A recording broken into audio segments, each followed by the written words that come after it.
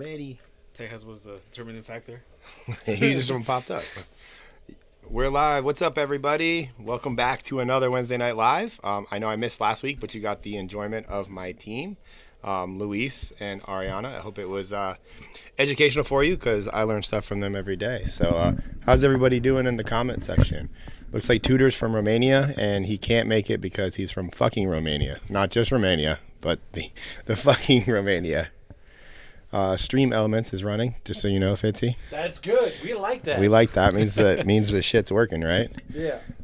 What's up, JC Zavala, Tudor, if you're still on. Tejas, Grant, welcome. All right. So today we're going to be talking about the art of flexing, which is something that is uncomfortable for most people. But something that I've watched my good friend Brandon Carter use to his advantage now for the last year and a half. And it's there's an art to flexing without appearing like a douche. Would you agree, Luis? 100%. But it's uncomfortable. It's not easy for people to flex their wealth or success because the world wants you to be humble. And humble is not cool on the internet. So you can tell yourself that. It's okay. You're not going to get attention by being humble. And unfortunately, that sucks because most people that aren't humble, the opposite of not being humble is a douchebag, correct? Yeah. You're loud and obnoxious and showing off, or you're humble and respected, or at least you think you're respected. And the reality is, if you don't flex on the internet, you don't prove that you're worthy of somebody to follow.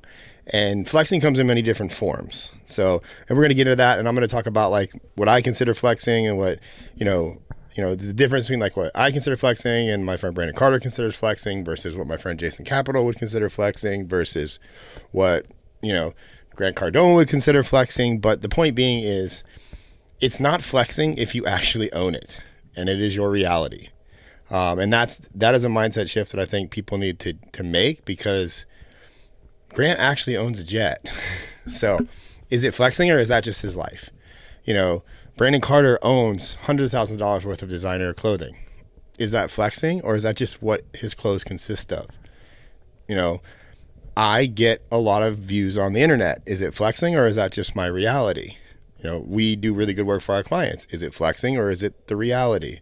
I have a customized Porsche. It's older, but it's cool. It's my reality. The AC doesn't work as well as it should though, and it's really pissing me off.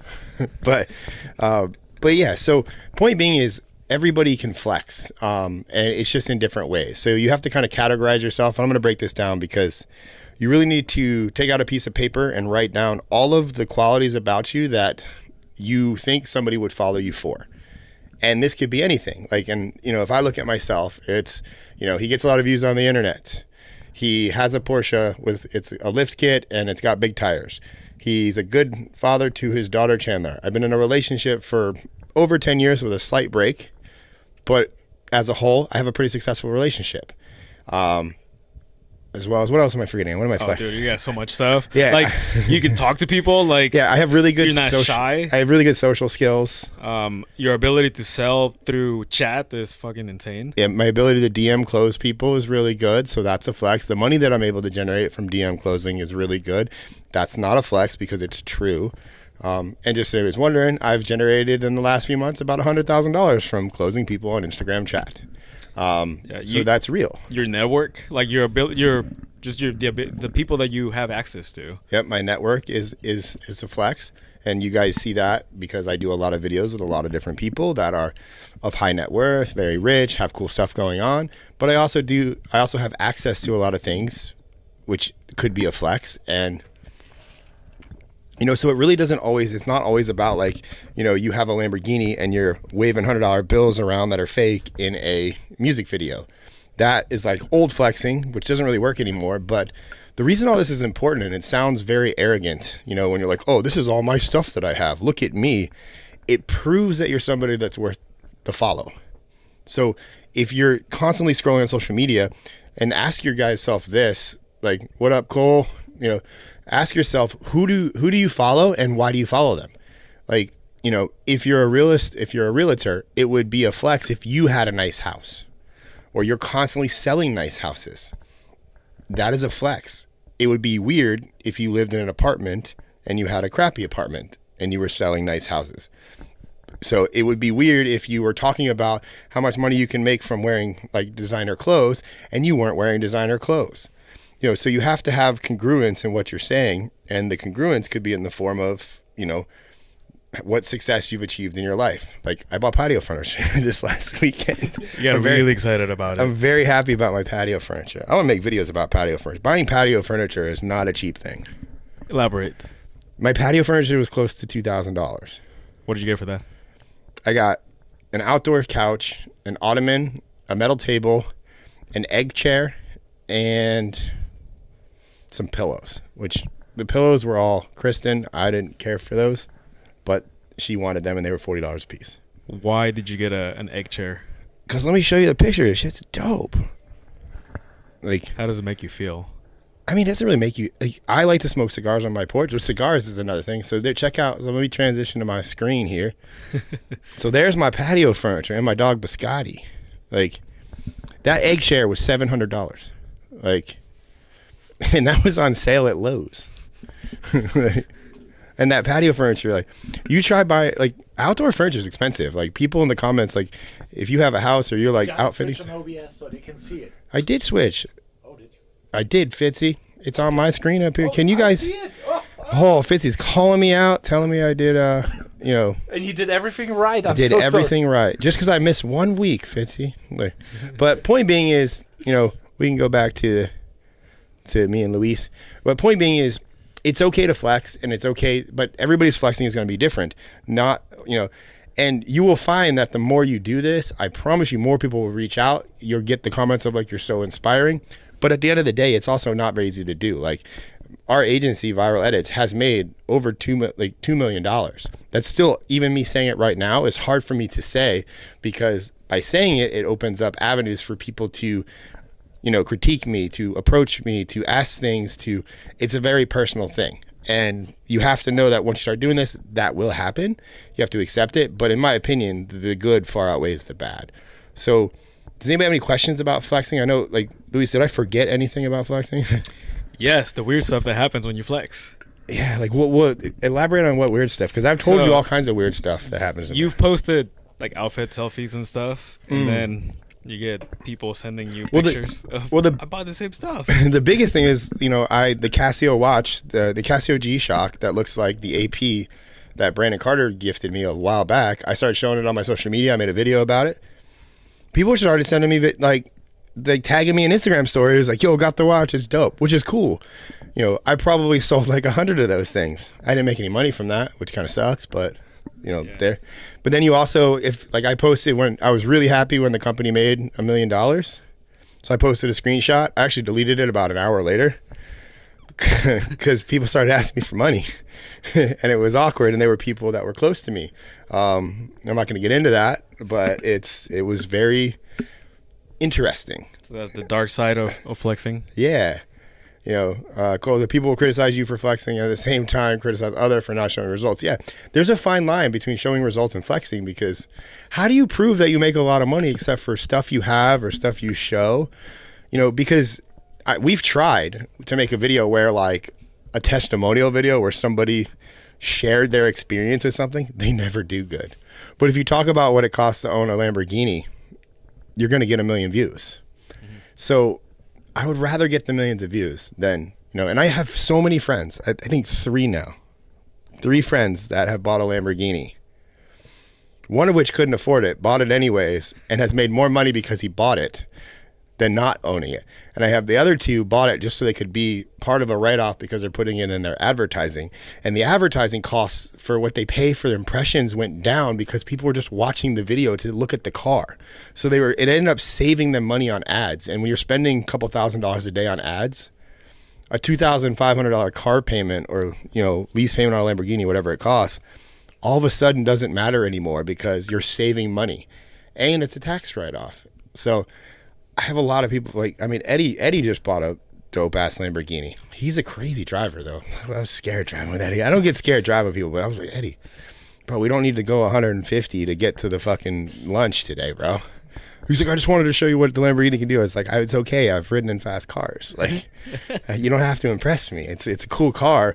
Like, my bag doesn't even fit in the front. I'm holding it on my lap. But But Eddie's reality is he has a Lamborghini. So, are there people here tonight? We're like usually alone in our studio. It's like kind of dark and it's weird. It gets creepy out in the studio at this time of night when you're the only one here. I like dark, so Luis sits here in the dark and works like all night. He's a weirdo. But yeah, that's that's flexing. If anybody has any questions on that, or like, at the end of the day, I would encourage everybody to get out of their comfort zone and actually start posting more of the stuff that might deem a comment that, oh, you're just showing off your nice stuff, or oh, you're such an arrogant asshole. Like, just know that like for every one of those comments, there's like 5 other people that are like, yo, that's pretty dope. Yo, what shirt is that? Like, because that's the reality. I know Grant said, I love your flex at the airport, showing you travel a lot to speak and have a badass travel bag. Very subtle flex, but exactly. I mean, my bag collection I have expensive luggage now.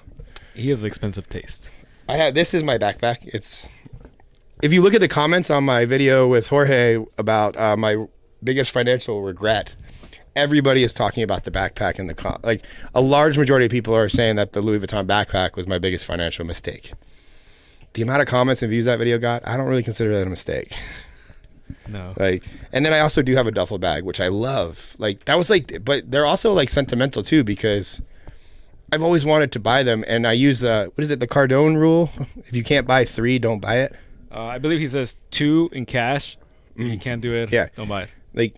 And I would encourage everybody, like, if you're going to start flexing, to, like, if you buy something, like, the way I look at my luggage, like, if the airlines lost it, yes, I would be mildly upset. I'm not going to lie. But I would go buy another one and all the new clothes in it. And it's not going to affect my life. So that was kind of once I kind of had that mindset, it's easier to spend money on stuff like that. So just something that I try to do. But yes, that is a subtle flex. You're calling me out there, Grant. Yeah.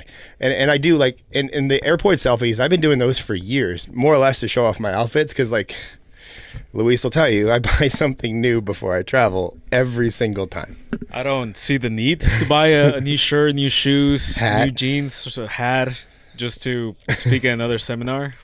But he does, so whatever makes him, like, perform better. Yeah, and I got 2... Well, I have, just so you guys know, next week's live will not be on Wednesday. It's actually going to be on Tuesday, and it's not going to be on my YouTube channel. It's going to be me and Brandon Carter on Brandon Carter's YouTube channel. So I'm really pumped about that. But I have to figure out this weekend what I want to buy to wear on Brandon Carter's podcast. And then the following week, I'm going to be going to Germany to speak to 3,000 people. So that might be worth a new pair of Golden Goose sneakers.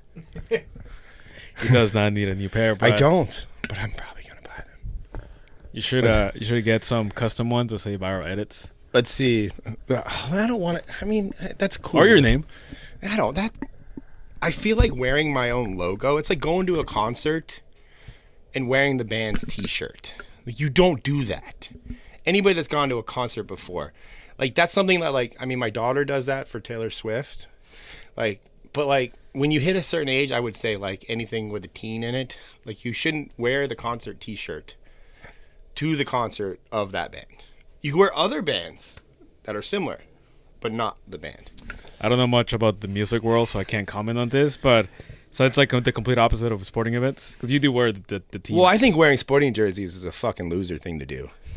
like why am I gonna wear another man's number on my back? Like, it would be fine if it was just the team and no number. I could get behind that. Like, you like the team, I get it, but like, I'm not the one playing. Like, I'm wearing a jersey. It's just weird to me. And then, no disrespect to people that like sports, I just never got into it. I grew up playing basketball, so like I like jerseys with names because I like relate to the people's story.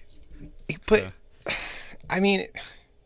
I'm more. I can get behind the team, but like, I get behind the players. Like, I love athleticism, but like, at the same point, like, I'm just not gonna flex somebody else's name on my back, because then, like, what if they think that I'm Brady? Then that's weird. They're not gonna think that. But point B, I think it's different if it's like an art piece. Like, if you buy somebody's jersey and you put it on a wall or something, I think that's just kind of cool. But to wear it, it's just. I would wear it. I've just for context, we've been next to each other every day for the last like 3 years. Never seen Luis wear a jersey. How many clothes have I purchased since I moved here? You've bought a lot of more expensive stuff since hanging out with me. Yeah, only like 7 things. Cole wears it. I'm sorry, Cole. I'm telling you, you'll get more compliments if you wear another band to that concert because they're like, oh, I like them too. It's a good line, man. It's a good example of that?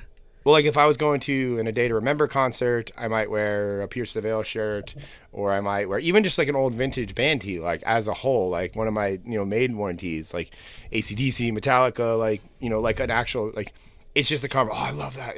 But you better know the songs. You better know at least a couple songs. If you're wearing a band's tee, don't be the guy that doesn't know the songs. Like you don't even know where you're wearing. Yeah, you have to. You gotta at least like the band too. Like I only have bands that I like Sublime, AC/DC, Metallica. Like I legitimately grew up listening to them. So, A Day to Remember doesn't have the greatest merch though.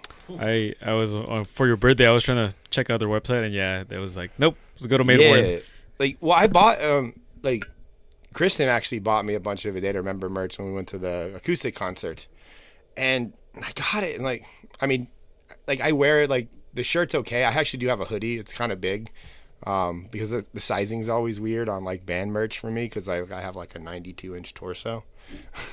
How weird is that? Well, what's the average?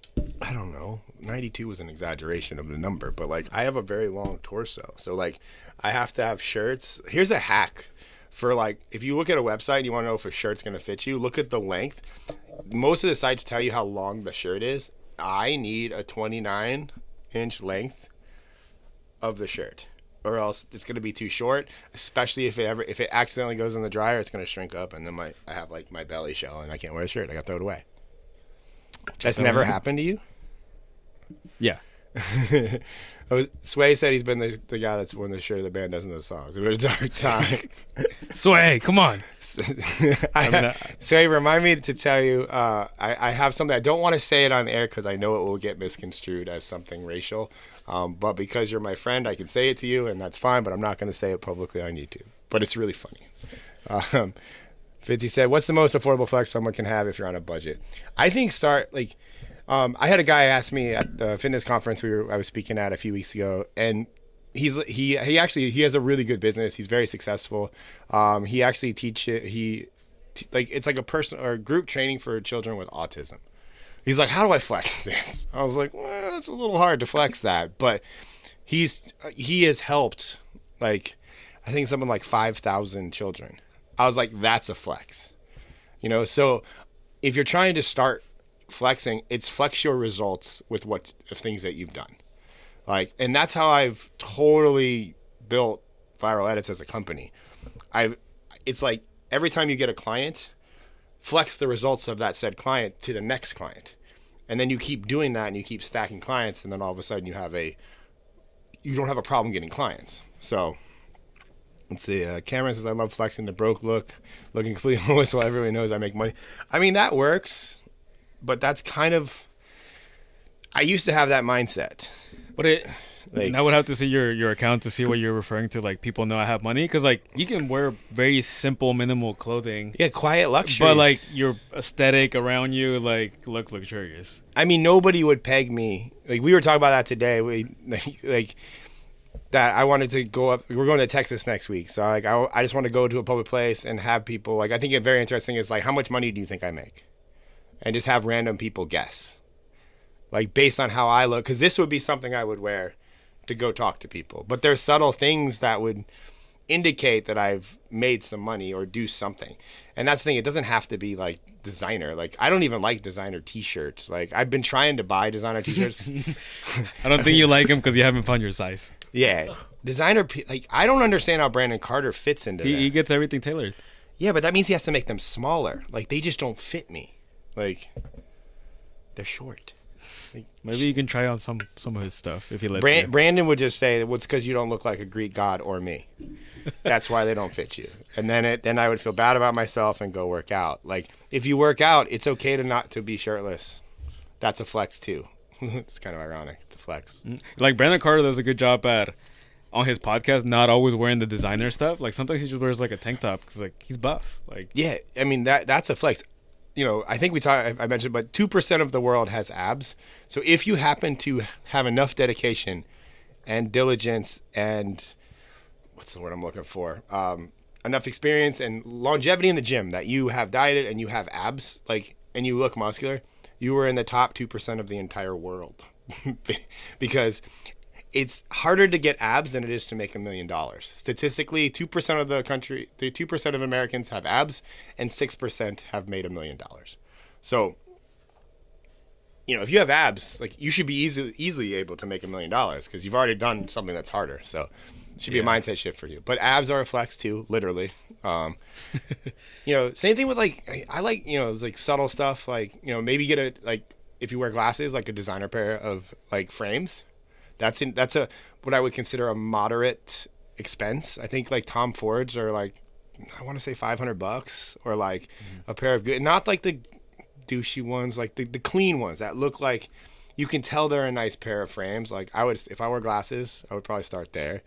I mean, the wallet, you can get like a designer wallet, but nobody really looks at your wallet. So, like, that's like, you know, a bag is a good move. Like, that's why women love Louis Vuitton, Gucci, like all those designer brands and purses, because if they buy one thing, like, it's versatile, you get a lot of wear out of it. And I get a ton of compliments on my bags. Like, you see them when we travel. He gets more compliments in real life person versus online. Like, I feel like online people are just blinded to seeing that all day. Yeah. So, but in person, like, people stop me. Like, people ask me about, oh, I love your backpack. Dude, I was thinking about, and it's usually like I was thinking about getting that, but I, like, kind of held back. Is it worth the purchase?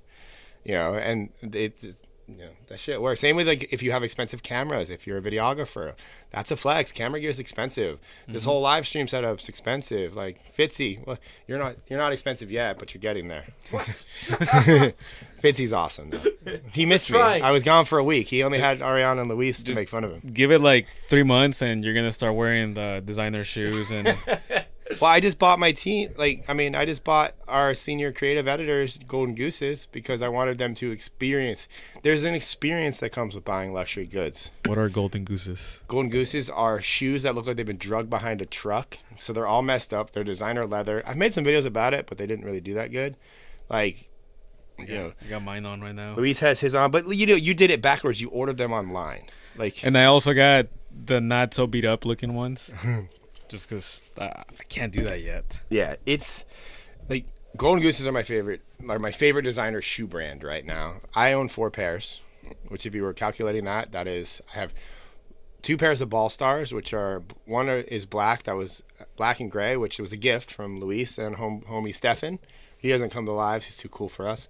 But Stefan, they got me a gift for Christmas, which it was such a nice gift that I almost teared up. Like, I did not expect it. But they were $595. I have a white pair that's $595. I have a pair of high tops. The slide is the style. They look like Vans skate highs, only expensive. They were $595, and I have another pair of mids, which were $625. So, and then I bought them a pair we bought them for me and Louise gifted Ariana a pair. We split it. So she got her birthday. It was her birthday. We got her pair of Golden Gooses, and then we also got Savannah and Kim, but I made it as a requirement. I said, because they're not living here at the time. I said, you have to go to the store and try them on and experience what it's like to buy shoes that are in this caliber.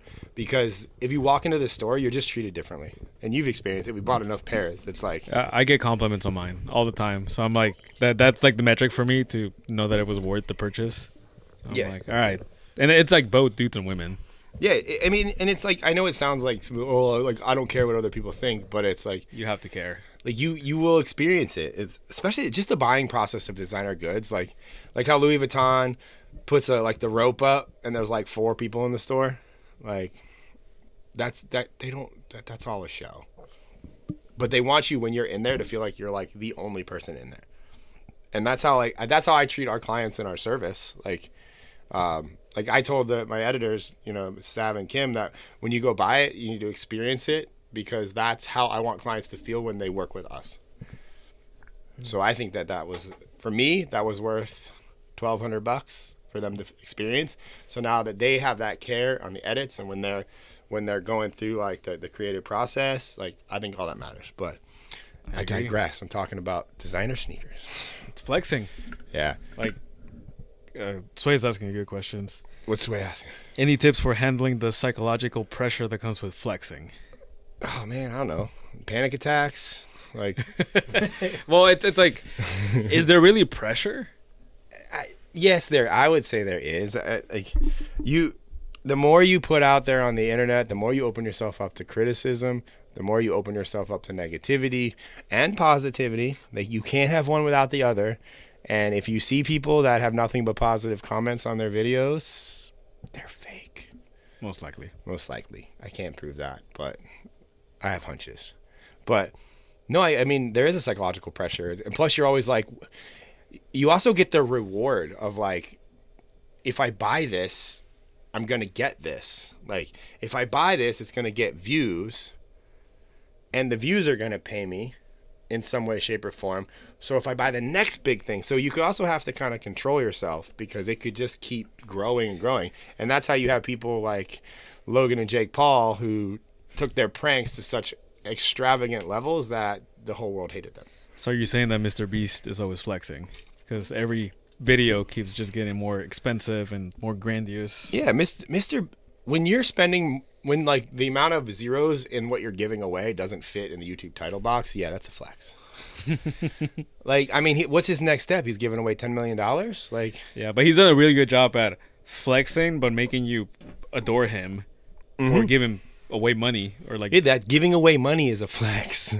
Like, why is this person giving away money all the time? How can he afford that? Donating to charities is a flex.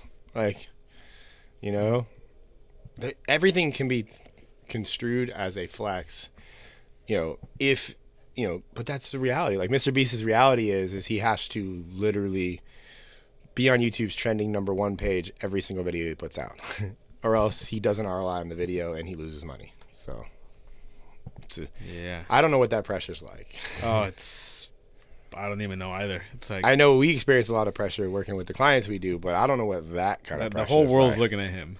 Yeah, and I think he's hit a bad video. He's hit critical mass to where I don't even think, like, where I feel like some people like Logan and Jake Paul, I feel like there's people that are just like sitting back wanting them to fail. I don't think people want Mr. Beast to fail. No, he has too much support. Like, I mean, the guy has chocolate bars. He's like real life Willy Wonka. Like, and the chocolate bars are good as fuck. I don't know if you guys had those, but I have had them. They're at like every 7-Eleven. They're just the right. I love how they're just small enough to not be like more than 200 calories, which I think he did on purpose because you don't feel guilty eating them. If I were Mr. Beast, I think that I would do that.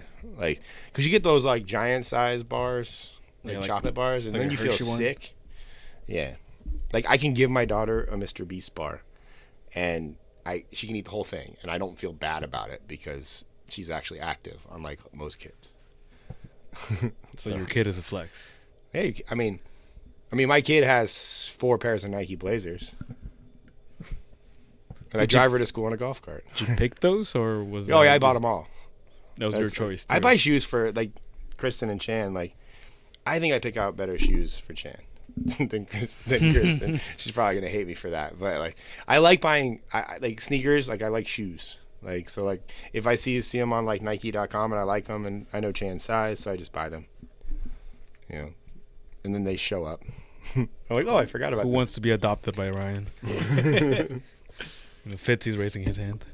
But yeah, that's I mean, flexing is. I just think it's very important nowadays because it's proof. Is there something like too much flexing, or is that not a thing? I don't think it's a thing, to be honest. Like, I mean, because Brandon would be considering the too much because he always does it, but it kind of becomes his personality. Where like you want him to do it. Yeah, you're like, man, I like, but it's also like, I'm telling you, it's like going back on the psychological pressure. Like, if you do it and it ROIs and it gets more views and you get paid, you keep pushing that boundary.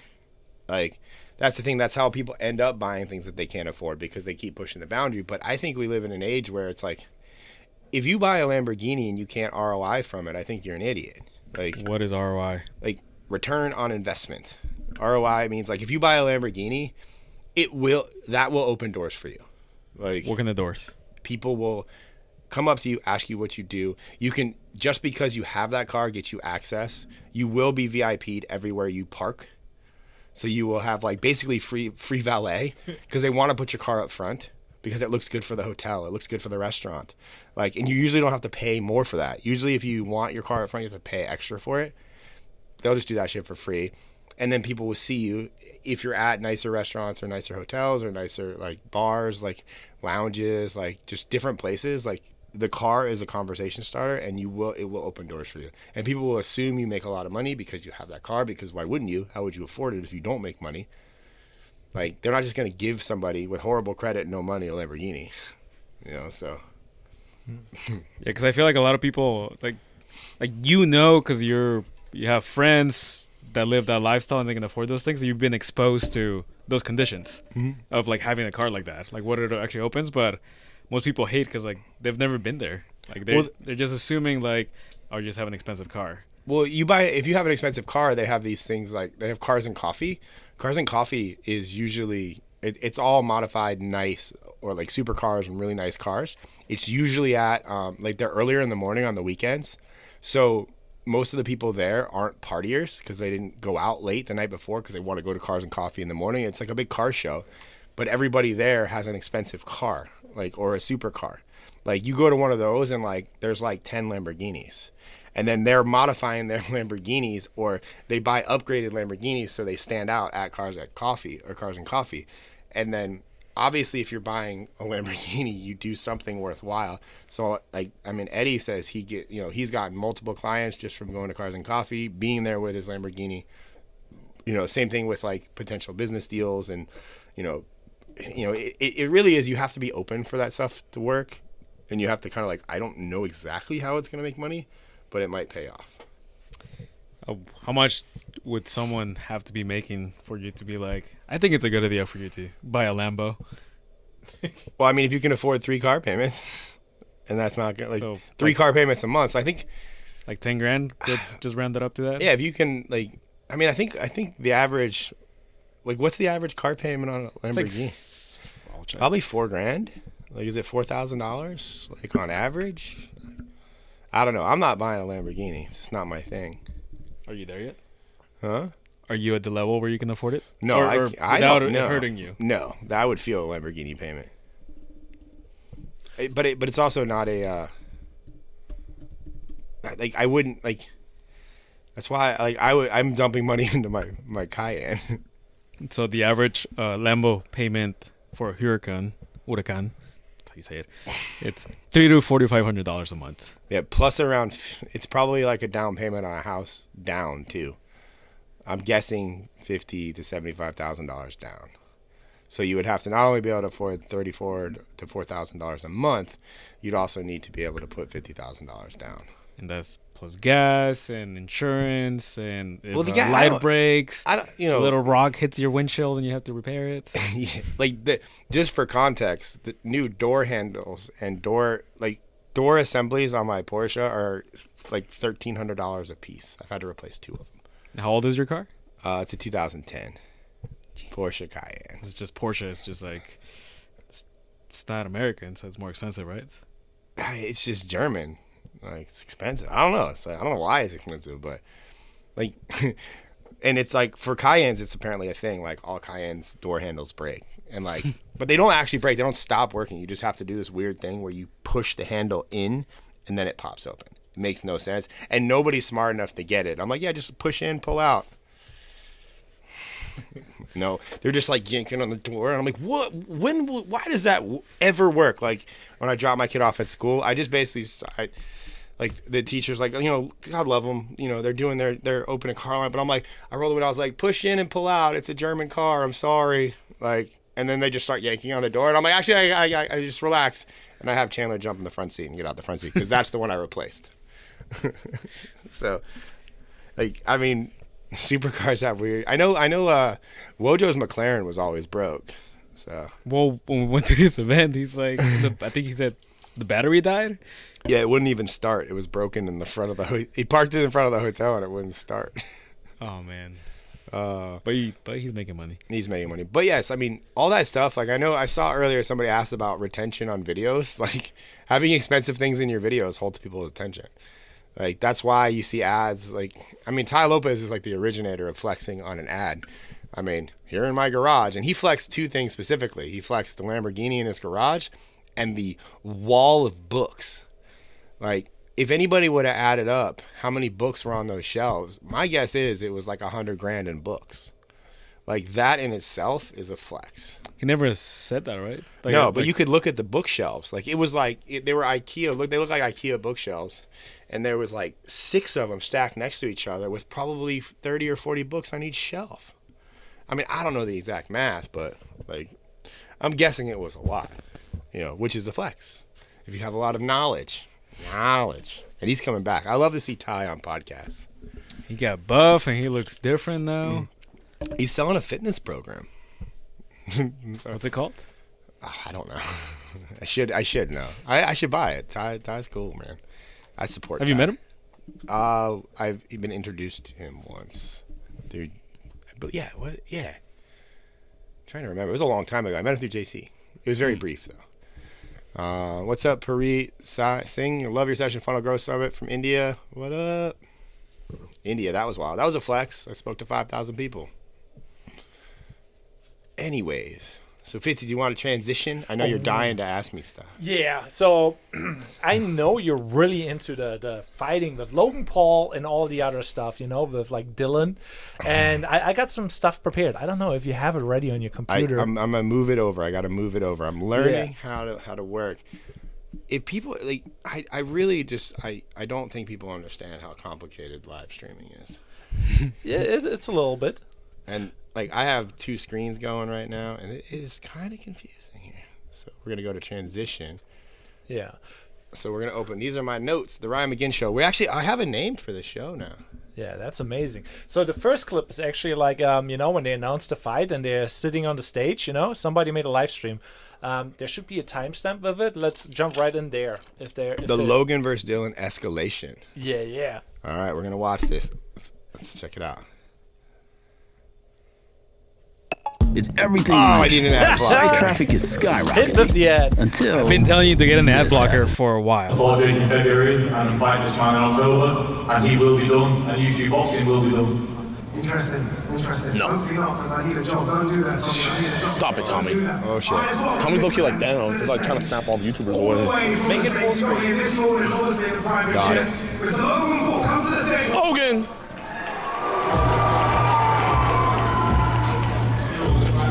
Oh, it's coming up. I think Logan feels irrelevant because Jake's the boxer in the forefront right now. So does he fight somebody? Like, They're nearly fighting, so they're throwing shade at each other. Can we switch seats? So did we start the clip at the right place, Fitzy? a little bit later is a little bit better, but basically Logan is running up onto the stage, and the beef with Dylan is kind of interesting because like Dylan was like throwing a lot of shade at Logan's girlfriend. He made a whole edit about like all the guys she was dating, and he was like basically running shade like for a whole week or so about his girl. Well, And now they're on stage together. So I have to ask the marketer in me. Yeah. Is like, are they throwing shade because they know it's going to get views, or is this really a beef? Because in my opinion, it's all fake. It's all scripted. I bet they met up before all this shit happened, and they're like, all right, you're going to attack my girl. She's cool with it because we're going to make like $40 million at the end of all this. So say what you want. You can call her, you can call her a hoe. It's fine. Like, we're going to make like $50 million. So say what you want, and then that's what we're going to do this week. Then I'm going to attack your mother, and then we're going to go back and forth, and then you're going to run up on stage, pretend to fight me, but they're not going to let us actually fight. And then he's like, I'm going to hit up, Jake, and then Jake's going to get mad at me because he thinks I'm the better boxer, the lower quality. I think all of this is scripted. That's what I believe. Well, I think we should ask chat. Is it fake or is it real? Because like I think like the whole drama is kind of real because he was like going really nasty on her. What is like messed up because she's not even involved in the fight. That's what they want you to believe. But they want you to believe that. They want you to be like. Is it all a conspiracy? They got you, Fitzy. I'm sorry. Yeah, I'm hyped up for the fight. Like, how about in you the guys? chat? What do you think in the chat? I gotta open the chat. Just let the video play a little bit. Oh, and all right, just, let me go back. And stop and play whenever something happens. I gotta watch some of the video here. Yeah, because like it was kind of funny. The beginning is maybe not. Another ad. Nana, Shiori, and Karthik. See, this is why they want all this drama, because of all the ads. Oh. When is the October 14th? Okay. No way he puts it on. Carlton says it's fake for sure. Yeah, it's gotta be. I kind of want to go grab it. I'll grab it later. I mean, if they wanted it to be real, I mean, it might be real to a degree. Sam says, I feel like Dennis is going too hard for it to be fake. Ooh, you see the mask that he threw at him, though? That was from the Suicide thing. I remember that. That was a good dig, though, you gotta admit. Let's bring up old shit. I can't wait, man. There's a lot of people who are saying that I have no chance, 0 chance. But then when I get in that ring and knock out Tommy Fury, they're gonna look at me. Well, like, and then, like, at one point, KSI and Logan hated each other too, and now they have They're $1 like billion partners in crime. Yeah. So it's like, is anything real on the internet? Should we start beef with each other? I don't know. We're not gonna pull enough views. We're not to this level. I mean, I know who I'd want to start beef with. Sway thinks it's real. No. I'm with Sway on this Sway, one. you're way too educated for this. Two people said that Dylan's posting some dark X. stuff. You call it X now? It's Twitter still. Where do they? They need to escalate the yeah, argument. you can go a little bit forward. Sway says that this clip doesn't show the real sauce. Oh, Fitzy, we got a bad clip. No, you just go a little bit back when they flip the tables and go at each other. Like they're throwing everything over the table. Oh, we should have started with that. That was the plan. Oh, wait, they're off here. Hold on. I went too far now. Yeah, you kind of see the preview and then you can go right into it. Oh, now they're yelling. But who's the fat guy yelling now? In the background. He's madder than both of them. He's gonna have a heart attack. Sam gets it. That guy's mad. Dude, somebody needs to calm him down. I'm worried about him. Sam is saying that Dylan posted on Twitter Logan's fiance's nudes. He did? That's real fresh though. But if they were already out there, like, it's not like she didn't already know they were out there. And like, how did he get those nudes? Yeah, this is like WWE. This ain't real. Who does that? Look, they're not actually ever gonna fight. They're just pretending. You can see it. But it's an MMA fighter that he's about to go against. Yeah, so of course. Who will win? Will Logan win? I mean, it's whoever brings the bigger payday. Is it a bigger payday if Logan wins or a bigger payday if Dylan wins? That's who's gonna win. Like, it's not about who's the better fighter. Yeah, It's now they're throwing tables and shit. Yeah, that was good. Good. Freeze? Or you just stopped? I just paused Okay. it because the table. But like, you could see, like, the guy was like pretending to hold Logan back, and he was like, it's like WWE, man. I don't want to tell people WWE's fake, but it is. I know people are very attached to WWE. Well, yeah, wrestling is kind of fake. But the next couple clips that I have prepared are like a little bit more juicy. Big boys are boxing. Yeah, like under that, you know. Fousey, we got Fousey back in action. Yeah. I love how Fousey just comes back every few months. I feel. Yeah. Oh, that's Jack Doherty. He's always starting beef with people. Jack Doherty. That's like his whole MO. What is Fousey wearing on his head? Imagine being 33 years old and yo, get me some water bottles, John. Give me some fucking. You're lucky. Well, he's like always in videos with the Island Boys. Oh, that might be real. That is real, and the Island Boys are there. Of course, but they're together. Like, You should put it on full screen. should I? Yeah. My bad, guys. I'm still learning how to stream. Well, who's this guy? Did he just slip and fall? That is me. My dick is hard. Your bitches want me. Wow. So I kind of want to give some back context to that because, like, why do we watch this now? Everybody is basically boxing now, you know? Yeah, the whole point is like, well, yeah, this is all. I mean, but Fousey looks really drunk, so he's always on something. 33 years old and yo, get me some water bottles, John. Give me some fucking. You're lucky. Oh, it's going again. I don't even know. See, Twitter I just gave him a full 100% watch time. Good for me.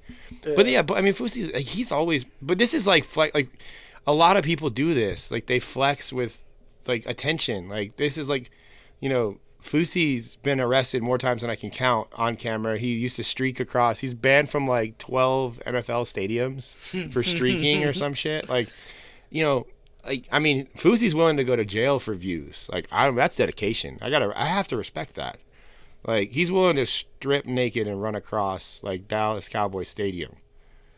Like, are you willing to do that, Luis, for views? I'm not going to. Not at this stage. I'm not there yet. Who knows later? I don't know. We'll see. This is where flexing can go too far. What else have you got? Oh, there's a couple because like Fousey had like the hottest like 2 days in a row, kind of.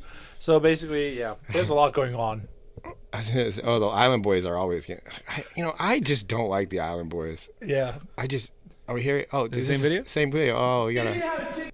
Wait, it's the same video. I think we messed up. No, it's just it's a different one. The second one. No, it's the same one. Like this guy's falling. I want to watch this guy fall again. Can we watch this guy? Where? Like what? How did he fall? Go back. He just home dude just. Yeah, there's water on the floor. Yeah, of course. Like I'm sorry, guys. This is so bad. That dude was also boxing Aiden Ross, and obviously, who won? Aiden. I believe. Look, he can't even stand up. It's like Bambi. Oh, one more time. It was last time. I swear, guys. Last time. Watch him. He's coming. There he is. He's coming in. Oh! Okay, I'm done making fun of that guy. Yeah, he's also a live streamer, and he's like streaming a lot, and he got so much shit. He probably has more viewers than I do, so I can't talk too much shit, but he definitely can't stand up. On that note, though, he was flexing on the internet that he could jump anybody. And then like jump as in like jump over them? No, fight them. Basically, he made a public announcement, hey, I can fight anybody. You pull up, I fight you. And guess what happened? There's a viral clip going around where they stole his shoes. Oh, man. Put yourself on full screen? Or we're still... I mean, we're still going through some clips, and then we'll talk editing. I know some people want to talk editing. I can see the comments. There was a few of them earlier. Let's see, Island Boy. Ooh, more Island Boy drama. Oh, well, that was like kind of the event where everything happened. You mustn't kiss each other on the cheek, dog. Yeah, I see on the Discord. The Island Boys have still got the repercussions of them kissing each other. No, it's not gay. It's not a sexual act. I mean, they have to regret that by now. Hey, look, I'm going to share with you my beliefs. You can share with me yours, okay? There are two ways to be successful in life. You do it through the devil or you do it through God. There's the only two ways. Good energy, bad energy. Dude, don't fall, bro. I don't want you to get hurt. Fousey's super intense. Sit down. You're not going to get caught for 5 minutes. Don't be sad. What did he say? You're not going to get... Oh, that's great. Fousey's, but then Fousey went to jail though, right? Yeah. So now he gives like the speech what they should do, and then the next thing is like, oh, Fousey made sure everybody's strapped. Sway said that being in jail it's a flex in some communities. I mean, I have things to say about that, but I'll get canceled. Right? I'm not gonna. Everybody's trapped. What do you mean? Like, he's basically showing up there. For those that don't know what straps means, they can just watch the emoji. Yeah. Who are you saying that to? Nobody's here. Man, I feel bad. This is like, Yeah. I feel bad for Fousey, man. And just go on to the next clip where he's. But he's made. But the point of this is like he's made so much money on the internet that it's like he does not care anymore. Like, I mean, he's like on OnlyFans. Like, I'm pretty sure he does. Like, I don't know. Like, I just feel bad. Like, because that's where it does. The internet can take you to dark places. I mean, we're watching all this, so I'm like, yeah. Like, I still can't get over that guy falling. That was the best part of that video. Oh, X-Man.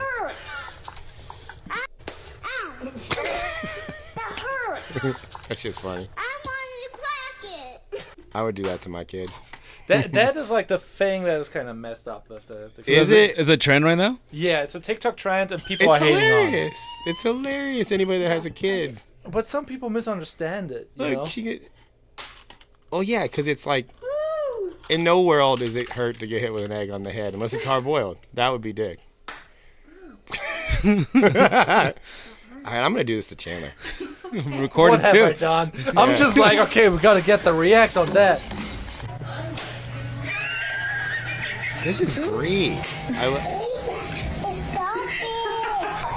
I mean, eggs can be hot though. But just so people know, like your guys are making videos for the internet, and this is the competition.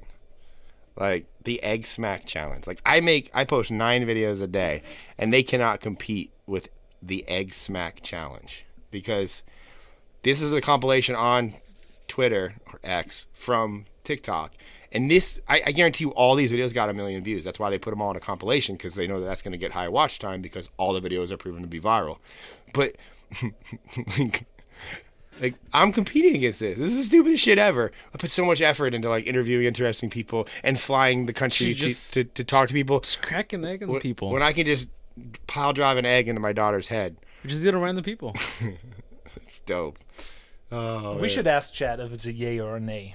Yeah, would you egg smack your kid? I want to know. If enough people say yes, I'll do it to Chandler. Jesus. But I love those are good. I like those are fun. Fitz, yeah. I hope they were fun for the chat. I can't see the chat. I gotta bring the chat back up. Yeah. I've lost my chat. Hold on. Sorry, it's a new setup. We're basically trying new stuff. I'm done apologizing. Like, I'm getting better at this. Bro fell and he's life alert. So I guess we can open up some Q&A, or do we want to talk? I have an announcement, but should I announce the event? Yeah, I mean, while people are still asking questions, like drop your questions, anything you want him to answer. Yeah, and give him the good news. Yeah, so steep competition. Like, just so you know, I'm going to be having an event November 30th through December 2nd, which is called the Attention Summit. I'm really proud of that name, the Attention Summit. It's going to be, I think it's going to be big. I hope it's going to be big. It's going to be here in St. Petersburg, Florida. And I got 2 amazing speakers that are coming, Adley Stump and Brandon Carter. They're going to be teaching about how they flex on the internet and get, well, in Adley's case, billions of views. In Brandon's case, hundreds of millions of views. He's going to get to billions, too. But then I'm going to be talking about that as well. But I talk a lot, so I'm not really the cool one, I don't think, in this scenario. And they're also going to be talking about how, in Adley's case, she makes multiple millions of dollars a year with ads from Facebook, YouTube, TikTok, Twitter, all the platforms. She has mastered the ad revenue. And Brandon's going to be talking about how he makes, I think, around $500,000 a month teaching personal trainers how to start their own business. And he's pretty much got the coaching model on lock. And the event is going to be a donation-based or pay what you can. So essentially, you can put a number into a box and put in a number that you feel comfortable with. But just know that we were doing the math today at how much the event's going to cost to put on, and it's roughly $20,000 right now. So if anybody on the live chat or watching this is interested in more information about the event, shoot me a DM on Instagram, Attention Summit, and as we roll it out, it's on super early bird right now. Probably going to be room for 100 people, and I expect that if I don't sell that out, I'm going to be pissed off at myself. It's going to sell out. It's too good. It's too good. It's too good. But yes, it's here in St. Petersburg, Florida. You would fly into Tampa. We're trying to find a venue right now. The only problem with doing pay what you can is that I don't know that everybody's going to actually show up that pays something. So it's hard to predict how many, because like I could sell 300 or 300 people could donate something to secure their spot, because you have to donate something to secure your seat. I don't know what the suggested donation is going to be. Probably around $100. Keep it fair. Like, I think if I were to just charge $100, I think it's worth it. But yes, it will be in St. Petersburg, Florida. You fly into Tampa. There is going to be a VIP day the day before. That is not going to be a pay what you can. That will be a price, but you have to be invited to that after you do the pay what you can, and we will let you know. But yeah, I'm excited for it. Are you excited for it, Luis? Oh, I'm pumped. It's going to be fun. Like, I've never met Adley in person, but I'm excited. Yeah. Brandon's always the funnest. And Adley's, I'm gonna go to Adley's Facebook right now, and I gotta talk. Who is she? Give us a scoop. Adley Stump. I'm gonna show you guys. Last year's event was freaking good too. Like, this is Adley is like an OG Facebook prank girl, or company. Let's go, Adley Stump. Have you done ever pranks? No, I'm not good at that. I tried before. I tried. It's really difficult to get traction. Yeah, but it should be so easy. It sounds like a cheat code. So I'm gonna show. So these are so Adley has 1.1 million likes and 9.9 million followers on her Facebook, one of her Facebook pages. So they make videos. So latest videos, I mean, a week ago 1.5 million. Like these are recent videos. 2.2 million, 1.9 million, 6.1 million. 50. See, they have flops. 148. Let's keep going though. 27 million views. Let the 118.5 million views on this entire video. Like, do you know how like this video probably with ads made her $100,000? Like, ridiculous. I don't think anybody realizes that. Like, this is like these stupid scripted prank videos, and she'll tell you that they're scripted and she does not understand why they work, but they have mastered making them work. This guy, like her husband, this is Blake, her husband. He's awesome too. He's in a lot of videos, but like. Most viewed, 270.7 million views. That's on one video. That's more than I've gotten collectively on TikTok. There's one up there too. Like, the same one. 140, 143, like 85 million, 203 million. This one video on Adley's page has gotten more views than all of my social medias combined. And it's 18 minutes. And it's an 18-minute long video. You could do that with your golf cart though, like, or your Porsche. Yeah, 270 million. 270 million. Like, it's insane the views that Adley pulls. And the funny thing is this is just her page. She also has an army of creators that she gets a piece of all their ad revenue. And she's built an entire business and a house. Like, Viralish is her company. They work with, like, Nike, Red Bull. They work with major brands. Like, she has a house, right? It's pure content? Yeah, it's called the Viralish House. She has influencer events there. It's in Nashville. Viralish House. Tennessee. Let's check this out. Adley's awesome. Like, let's go images. See if there it is. It's one of the most expensive homes ever listed in Nashville, Tennessee. It's 50 million. I think is that it? No. That's a good flex. Yeah. I don't know if I don't want to say that that's exactly her. Well, it might be the $7 million one. I think it's this one right here. Well, the one with the thumbnail. This is it right here. This is, I don't know. I was supposed to go there, but plans fell through. Well, the YouTube one it's them. Well, here's the. Oh, there it is. This is the Viralish house. It's not a house, it's a mansion. They got a wall. Yep, that was the house. We need like the room tour. Is there a room tour? They have a putting green. Look at the pool. It's dope. You know, it's a cool, like, probably $10 million. Did they pay it cash or they're still financing I guess it? I'll have to ask her if I interview her on stage at the event. I think that's a write-off. I feel like. Well, yeah, it's a business, but they live there. Like they house there's I don't know how many bedrooms it is, but that's their business. Like they've turned it into. Like, they do nothing but create those scripted pranks all day long for probably 20 or so different accounts. And not all of them win, but when they do, they hit major. Have you ever tried, like, scripted content in that way? No, I mean, but Adley's the reason that, like, if it weren't for Adley, I would not have ever gotten out of making niche-based content. Like, Adley changed my whole perception on what content is. That's why she was the first person I was like, I need to have you speak at my event. And I'm paying her to be there too, so that's a flex. Because I respect her. I'm like, yo, you're dope. I really want you at my event. Sway asks, all those views that's just on Facebook. Like, they grow, the fastest they grew a YouTube channel to 1 million. So what did I say? It was like 26 days. Yeah, it was something ridiculous. They grew a brand new YouTube channel from 0 to 1 million. They have like 20 million viewed million subscriber plaques or something. They don't even show it off. They don't even care anymore. It's like they eat off them. Like, so Malia's, I want to meet Louise. So excited. Oh, you got a fan, Louise. I'm excited to meet you too, dude. Yeah, it's gonna be a great event. And then, you know, I'm still working on all the details. But if you are interested and you want to be, you know, notified immediately, reach out to me on IG. Do Attention Summit, you know, and I'm excited. I'm gonna go 99 Designs and making a logo for Attention because I really want that, because that's gonna be the name of the show. It's called the Attention Show. So. Nice.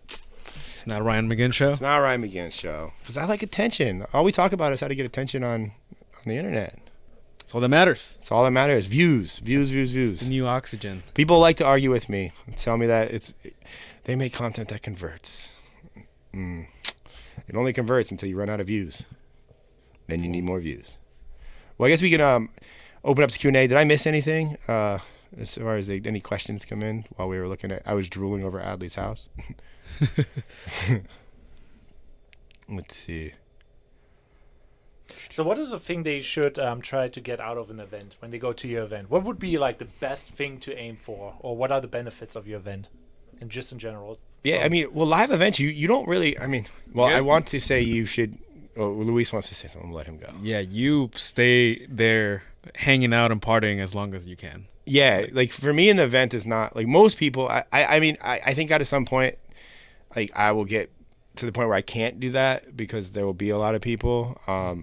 But the whole point of events is most of the connections and the relationships and money is made off of not during the event, but like at the bar, at lunch, at dinner, or at the activities that have facilitated from being at the event. I will say that this is not like I would never put on an event that's like a giant sales pitch. Like I mean, you guys have been to my lives. I talk freely about 99% of my entire company, because that's just, I like doing that. I want to help people make money. And, but the factor is at an event, you go to meet people. Like you might meet one person, become friends. Like me and Luis met at events, basically. Like, so, and he's now been an integral part of my company since like a month after it started, So it's, that is a relationship from an event. Like, you never know. I mean, one person might just like you, or vibe with you at the bar because you're having a beer, or you drink the same beer, or you bought him a drink or whatever.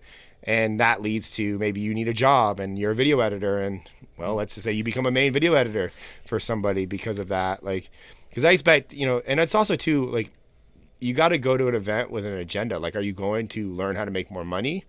Like, then it might make sense for you to watch the content being given at the event. Are you going to just meet people and expand your network? Then that's going to happen at the parties and the dinners and the lunches outside of the event. Are you going to, meet a specific person? Then you need to make that happen at the event. So I wouldn't do a lot of goals. The worst thing you can do at a live event is just go there and sit there and not talk to anybody. Yeah. All right. Oh, we got What's questions. up, Natalia? What up, Natalia? Natalia is awesome. You guys need to get in shape. Hire her. Natalia said, I thought you were all right in DC. True. It was Virginia. It was Virginia, Natalia. We weren't in DC. She wants to make it sound cool. I know. DC sounds way cooler. I don't think anybody knows where Virginia is. I don't know about that. That's a bold I'm claim. horrible with geography. So Luis, like, it's because you don't even see your flights. Like, they're on my phone. I'm like, Luis, just be here at this time. Where are we going? I'm also very, like, go with the flow. So, You are. like, there's no stress on me. Yeah. Colton said, have you been making any videos using AI? No. That's not because I have anything against AI. I have not seen anything worth, like, I have people in my DMs hitting me up, like, showing me these AI accounts of, like, these dope edited, like, AI voiceover videos, and they all have, like, 100 views. Like, I don't think people want to, like, watch AI. I could be wrong. That might change over time, like, where they, like, but, like, if you're trying to be a faceless account using AI, which is, I know a lot of people want to do, because it's a lot easier to not put your face on camera, but I just haven't seen any of them work. So I'm not a fan. At least not yet. I don't want to say that I'll never be a fan or that I'll never use AI, but, like, I know I kind of attacked repurpose.io the other day on my story. Like, I just think they have a virality score. So, like, repurpose.io, I'm not being paid to say this. Repurpose.io, you take a podcast or a YouTube link, you put it in Repurpose.io, and it spits out all the clips, like, as if, like, a human was watching it. And then they rate the clips based on virality and, like, what they think is going to go viral. And me and Luis watched, like, 10 of them one time. And they were awful. It's like, not good yet. I mean, we should do that on the show. We should pull up a clip, run it through, and we should. Yeah, like, we should, like, 'cause that's how we have time stampers. I have humans. I pay people. There was an update. Was it on TikTok that they are now gonna have you select if your content was made with AI. So I think like TikTok at least is preparing for this massive wave of AI created videos. I just don't. They just want you to be transparent with it. Like, hey, yeah, this was made with Midjourney or whatever software or platform or picture or video stuff you're using. I just don't like people, and then it also comes down to making money. Like it would be very hard for me to convince anybody to fly from wherever you are to St. Petersburg, Florida, to sit in a room with me for 3 days and listen to me talk and bring in speakers if you never like knew my personality or never like looked at my face, if it was an AI person. Like I think people that deep like influence that's built from video that like kind of compounds over time like a snowball rolling down a hill. I don't think you can get that with AI. You can get ad revenue, like if you're going for pure views like those. Here's 3 things to do this. Like here's it. But I think if the goal is to make money, I think it's going to be harder to make money with AI. So I think it will probably change the way people buy products. Colton said they have millions on YouTube and TikTok. I'm assuming you're talking about like the repurposed IO clips or some AI generated videos. Like, Colton, if you could drop one of them in the comments, I'd love to watch it. Like, and we can talk about it. Like, because I am fascinated with AI, because like, obviously I'm a video editor and I employ a lot of video editors, and I would save a lot of money if I could use AI. Like, yeah, but we haven't like truly tried it, like giving it a good shot. But I also like the fact to employ people. Like, I mean, maybe we like that. Maybe I'm flexing when it comes to like I like the fact that I employ people. Like, not employ, they're contractors. You can still employ the people and have virtual AI not people. I think AI could be a good. Oh, Colton said the link is dropped, but do you see it, Luis? I don't. See I'm gonna grab anything. another energy drink because I'm smug. Red Bull. No, How dare you not drink Red Bull? I have another Red Bull, but I'm gonna like. I dropped all my cans in the parking lot like a retard. We can't use that word. I can I? I'm on Nope. YouTube. Cancelled. Darn it. That is a word you guys do not use. Not that hard word. I don't know. So why do we don't see the links? So. Yeah, we don't see it. Can anybody? Can you, Colton? Can you DM me on Instagram the link and then I can send it to I can pull it up on the computer. Yeah. I need to find my phone. Hold on. Where did it go? Oh, there we go. We got it? Or we? Yeah, I don't think we can turn on links because it would get spammy in the chat. Yeah. In the meantime, we kind of can talk about the TikTok thing with the affiliate. What do you think about that? Oh, yeah, I can show you. So, dude, well, I know TikTok, they were talking about beta, right? Yeah. So TikTok's got a couple new programs out that are really dope. First one I have to talk about because like I'm reaping the rewards from it. I'm going to show my analytics on this one. Let me pull this up. You guys are going to love this. So if you make videos, TikTok started the creativity program beta. I really hope they don't get rid of this. In the last 30 days, I've made $2,022. Facebook? No, that's TikTok, man. Oh, the TikTok creativity program. Yeah, so we started, Luis. I have to give credit to Luis. Luis noticed this, that this was a thing. Well, I'll give my credit to the Credit Brothers. They're the ones that like trigger me to be like, hey, why are we not doing that? the credit. I have to give credit to Credit Brothers too because they're always on the newest TikTok thing. They're TikTokers. They started there. I'm gonna show you guys this screenshot real quick because as of right now, you're looking at this is the TikTok creativity program dashboard in my TikTok account. I've gotten 2.1 million views that have qualified for the creativity program, which means that those views were for videos over 1 minute. I'm getting $96 or 96 cents per 1,000 views. So basically every million views, it's worth $1,000. And this is free money. This is amazing. So this is like, this plus Facebook. I just got my $1,800 Facebook PayPal the other day. Nice. Like this month on just content rewards, like between Facebook Reels and TikTok, I've made almost $4,000. I'm almost to my goal of paying my mortgage with my content money. That is a good question. Real influencer now. So how much is that, and how much views you need to pay your mortgage? I think. So my mortgage is $4,300 a month. So I'm just about to hit it, but it's not consistent yet. I don't want to say like I want it to be consistent. If we once we cash out the YouTube stuff, because someone needs to prove everything correctly. There's a couple things we need to do. There's to like be honest. there's what, like 500 in there. I think so. I don't know. So it is paying. If every month continues to be this way, it's paying off your mortgage. Natalia said, yes, I am drinking a Celsius at 10 p.m. because I'm going to go till like probably midnight. We're just going to sit here. It's just like, it's fun. Like, but energy drinks don't even affect me anymore. I think I'm immune. I think you like broke your system. I probably have. But I did watch that video the other day. For all the aspartame freaks that think that aspartame kills people, that one guy did a study. You have to drink like 19 sodas a day to even remotely and he's like, this is like not even going to affect you. I don't drink soda. Like I drink energy sugar free. But point being is, I think drinking a couple per day is not going to kill you. Maybe it's not the healthiest, but most people that are arguing on the internet about people that drink like aspartame probably eat McDonald's and they're fat. Shots fired. Dude, it's like the loudest people on social media about like very specific things, like about what you eat. If you click on their profile and look at them, it's like, like, I'm sorry. Like, this is what you... Like, that's the first thing I do if I get a negative comment. Like, if I get like a really mean comment and I see it, I just click on that face. Just let me see you. Let me see what we're working with here. And 9 times out of 10, it's always a private account.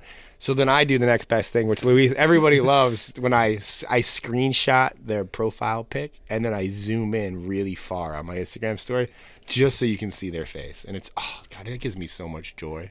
It gives me so much joy. And then I put them, and I don't tag them in my story, but I put them in the story.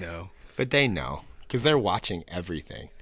But point being, right now, TikTok, I think TikTok's making some big moves as far as paying creators because they know that people are leaving the platform. And I mean, we're pretty much going like all in, at least on my account, on the minute plus videos. Yeah, we're like, I don't want to say we stopped making videos that are not over a minute long, but we are prioritizing longer videos. Mm-hmm. I think if you're doing TikTok videos, if you're making them, it's definitely worth it too. Yeah, you need 100,000 monthly views and 10,000 followers to qualify for that program to be able to apply. Yeah. Let me see. I know somebody, Colton said he said and Natalia's saying, like, yep, private account with the Bible quote. Those are the trolls. Very nice people. All right, Colton, I'm gonna hold on. I'm sending the AI videos to my notes. I don't actually have my phone hooked up to my laptop. Oh, the iCloud stuff? Yeah. Oh, actually, no, I do have Instagram on there, though. Like, I don't like to have my iCloud hooked up because then my texts show and I get nothing done. Like, if I have my text just going off the whole time, like when I'm trying to work, I can't do that. I don't know. People are psychopaths that can do that. I'm a psychopath? Bro... Luis, your desktop. Can you share the photo? I will share the video, I'm gonna airdrop you mine. I want to look at Colton sent his videos. Oh, it says I need access, Colton. You got to make it public. You got to make it public for me. Oh, here's one on TikTok. I can watch this one. There we go. Where'd it go? Is it the? Oh, I guess this is 40K. We're in Constantinople. All right, hold on. I'm gonna turn my computer back on so you guys can see my screen. This is from Colton. Shout out to Colton for sacrificing himself to be critiqued. Yeah, world history. I mean, I don't know. How many views does it have? This one's got 40K, so that's respectable. Props on that. Like, it's posted 4 days ago. Yeah, 4 days ago. So this thing could keep going. So let's check this out. We're in Constantinople, the year 532 AD. The place is buzzing. The chariot races are the shit back then. Everyone's got their team. You got the blues and the greens, and I mean, these aren't just colors. These are lifestyles, man. People are getting into fights over this shit. Now, Emperor Justinian, this guy, he's sitting on the throne. He's the big boss, and he thinks he can please everyone. But oh boy, was he wrong. He's like, hey, I'll build a big cathedral and people will love me. I like the But that's not how it commentary. works, buddy. So these chariot races, right? They're happening in the Hippodrome, and it's like the Super Bowl of the ancient world. People are getting rowdy, they're throwing stuff, and some of them are getting arrested. I will say I'm the bored. Blues and Greens, they've got some guys in kinda prison, and entertained. Justinian's like, I guess I'm not really into this subject though. goes So sideways, and a couple of these guys escape. He said the The first crowd video got goes 3 million. wild. They're like, what the f***, I mean, Justinian? but I mean, you can't even hang a dude. like this is I mean this is a cool like this is a wealth. This is more like one of those video essays. Like this, I mean, this is a great video. I don't want to like discredit the video. Like, good job on this, Colton. But it's like, I mean, I just don't feel like a connection with like what's being said. Like, I don't feel like anything is educating me. Like, I'm just like reading facts from a billboard. Like, and that's how I feel. And I'm not saying that that's right or wrong. Let me pull up the other one here.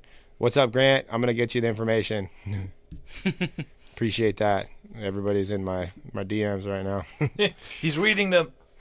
I have to say, I mean, AI creates some really badass images. Like some of those shit, like almost like creepily good images. Oh, Colton said he didn't make that one, so I guess. Oh, well, that was a good. I mean, whoever made that one, shout out. But this is a Colton video we're watching right now. A man comes across an elephant that is tied to a small rope. Despite the fact that the elephant could easily break free from the rope, it does not even try to do so. The man is curious and asks the trainer nearby why the elephant doesn't attempt to break free. The trainer explains that when the elephant was young, it was tied to the same rope and was not strong enough to break free. As a result, the elephant became conditioned to believe that it was not capable of breaking the rope, even though it could do so easily as an adult. Our own beliefs and conditioning can hold us back from achieving our full potential. It's important to challenge your beliefs. They could be holding you back. Hit the plus to get daily content. Hit the plus.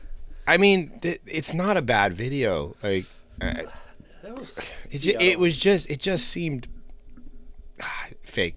It just seemed fake. I'm sorry.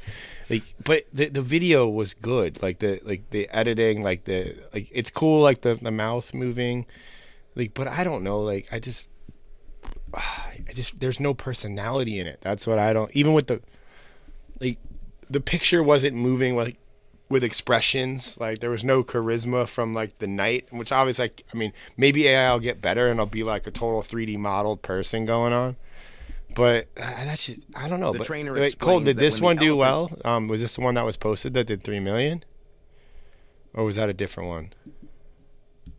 Sway is asking how much of this is AI, like the script.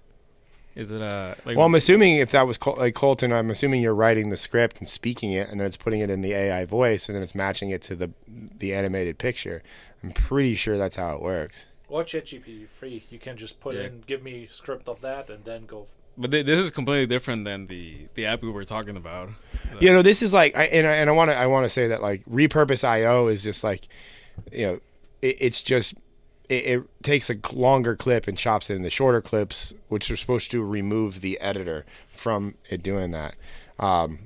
This, I mean, there's effort being put into these, so I could see why these would do significantly better than like what's being chopped out of repurpose IO. No, I've seen some videos like this that do have a lot of views, and usually they are good for promoting physical products. Like, oh, here's a supplement that can help you gain more muscle, like those Spartans or whatever. Mm-hmm. Like, I mean, again, like the video is not bad. Like it's a good video. I just, I guess it's just what the goal. If you're gonna build a faceless AI like based account to maybe monetize with affiliate products or monetize, you know, with selling some sort of physical product at some point. I just think if like your information products and coaching will probably not be sold through AI. Like, at least not yet, unless it becomes more. But I mean, you could get like, I feel like if you just did like a hot chick that talked, I feel like that might make money. Like, you could have an AI generated like OnlyFans. I feel like that would probably crush. Like, oh, that's a thing already. Yeah,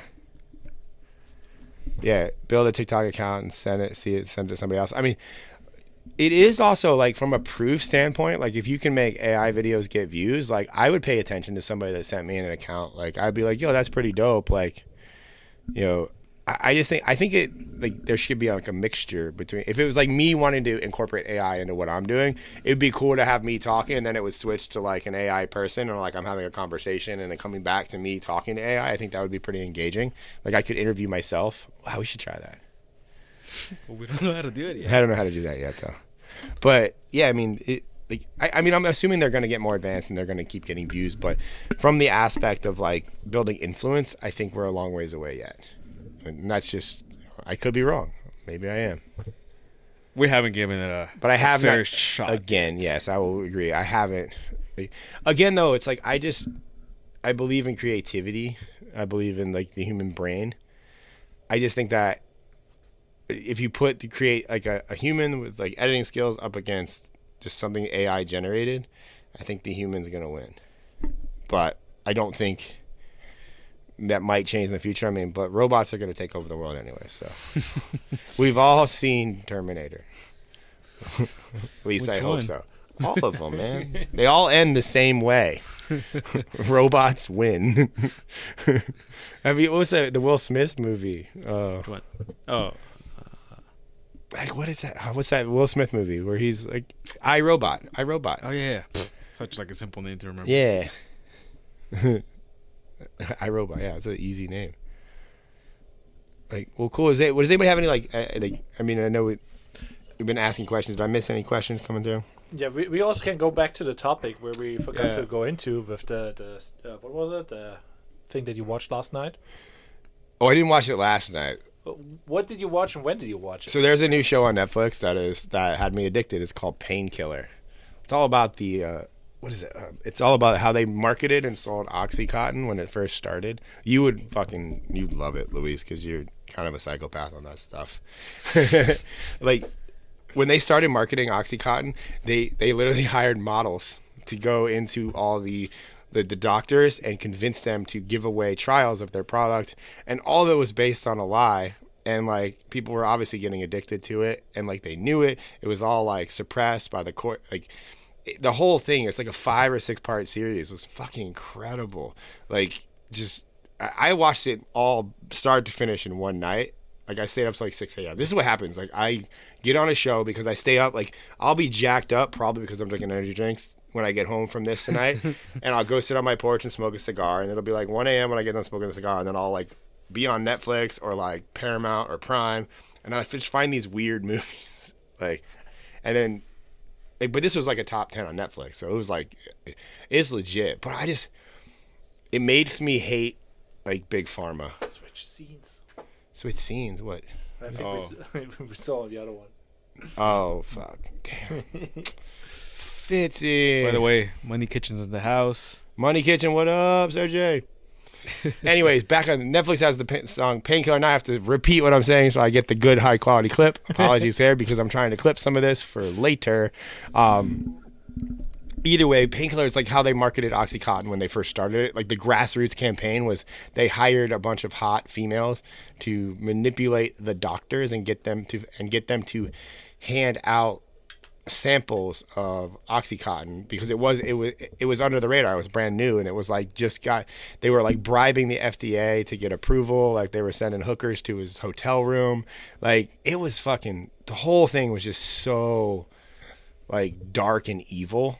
And then to create like an entire epidemic of like people addicted to painkillers and like people that like literally snorting it, like shooting it. Like, it was crazy. But the whole thing comes back to it's like the medical system, and it makes me just hate fucking the medical system.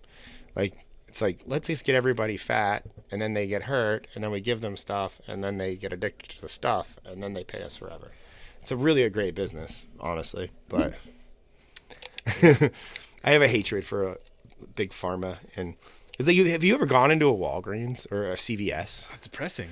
Like, just like, you know, you get sick and you get an antibiotic. It's like, I'd rather roll the dice of dying than go to CVS.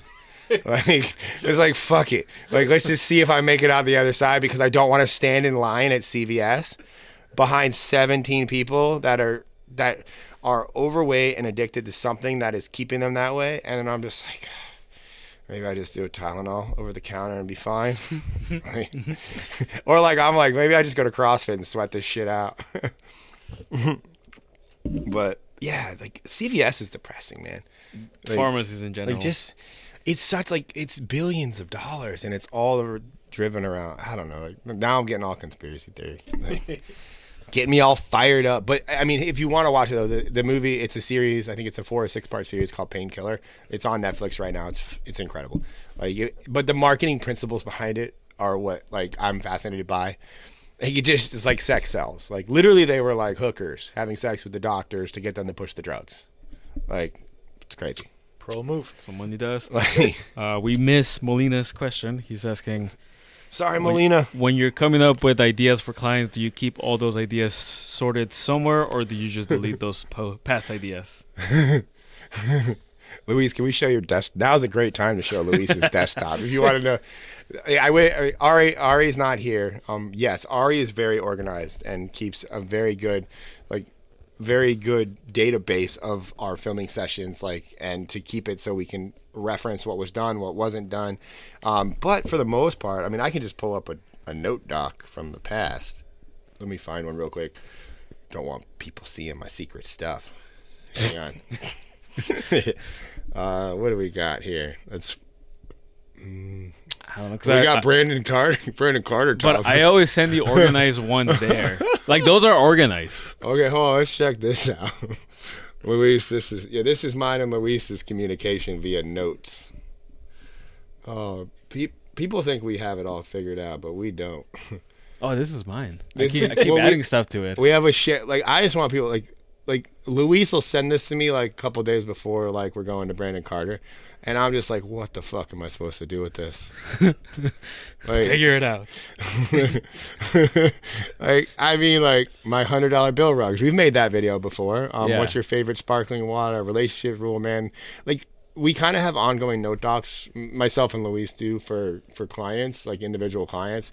But what the process is we kind of sort through this, and then start a Google Doc that is shared between myself, Luis, and Ariana when we're at a filming session. That way we can all on the same page, and usually we copy and paste like 50 or so into it, and that's kind of the loose like format, and then we just kind of go from there.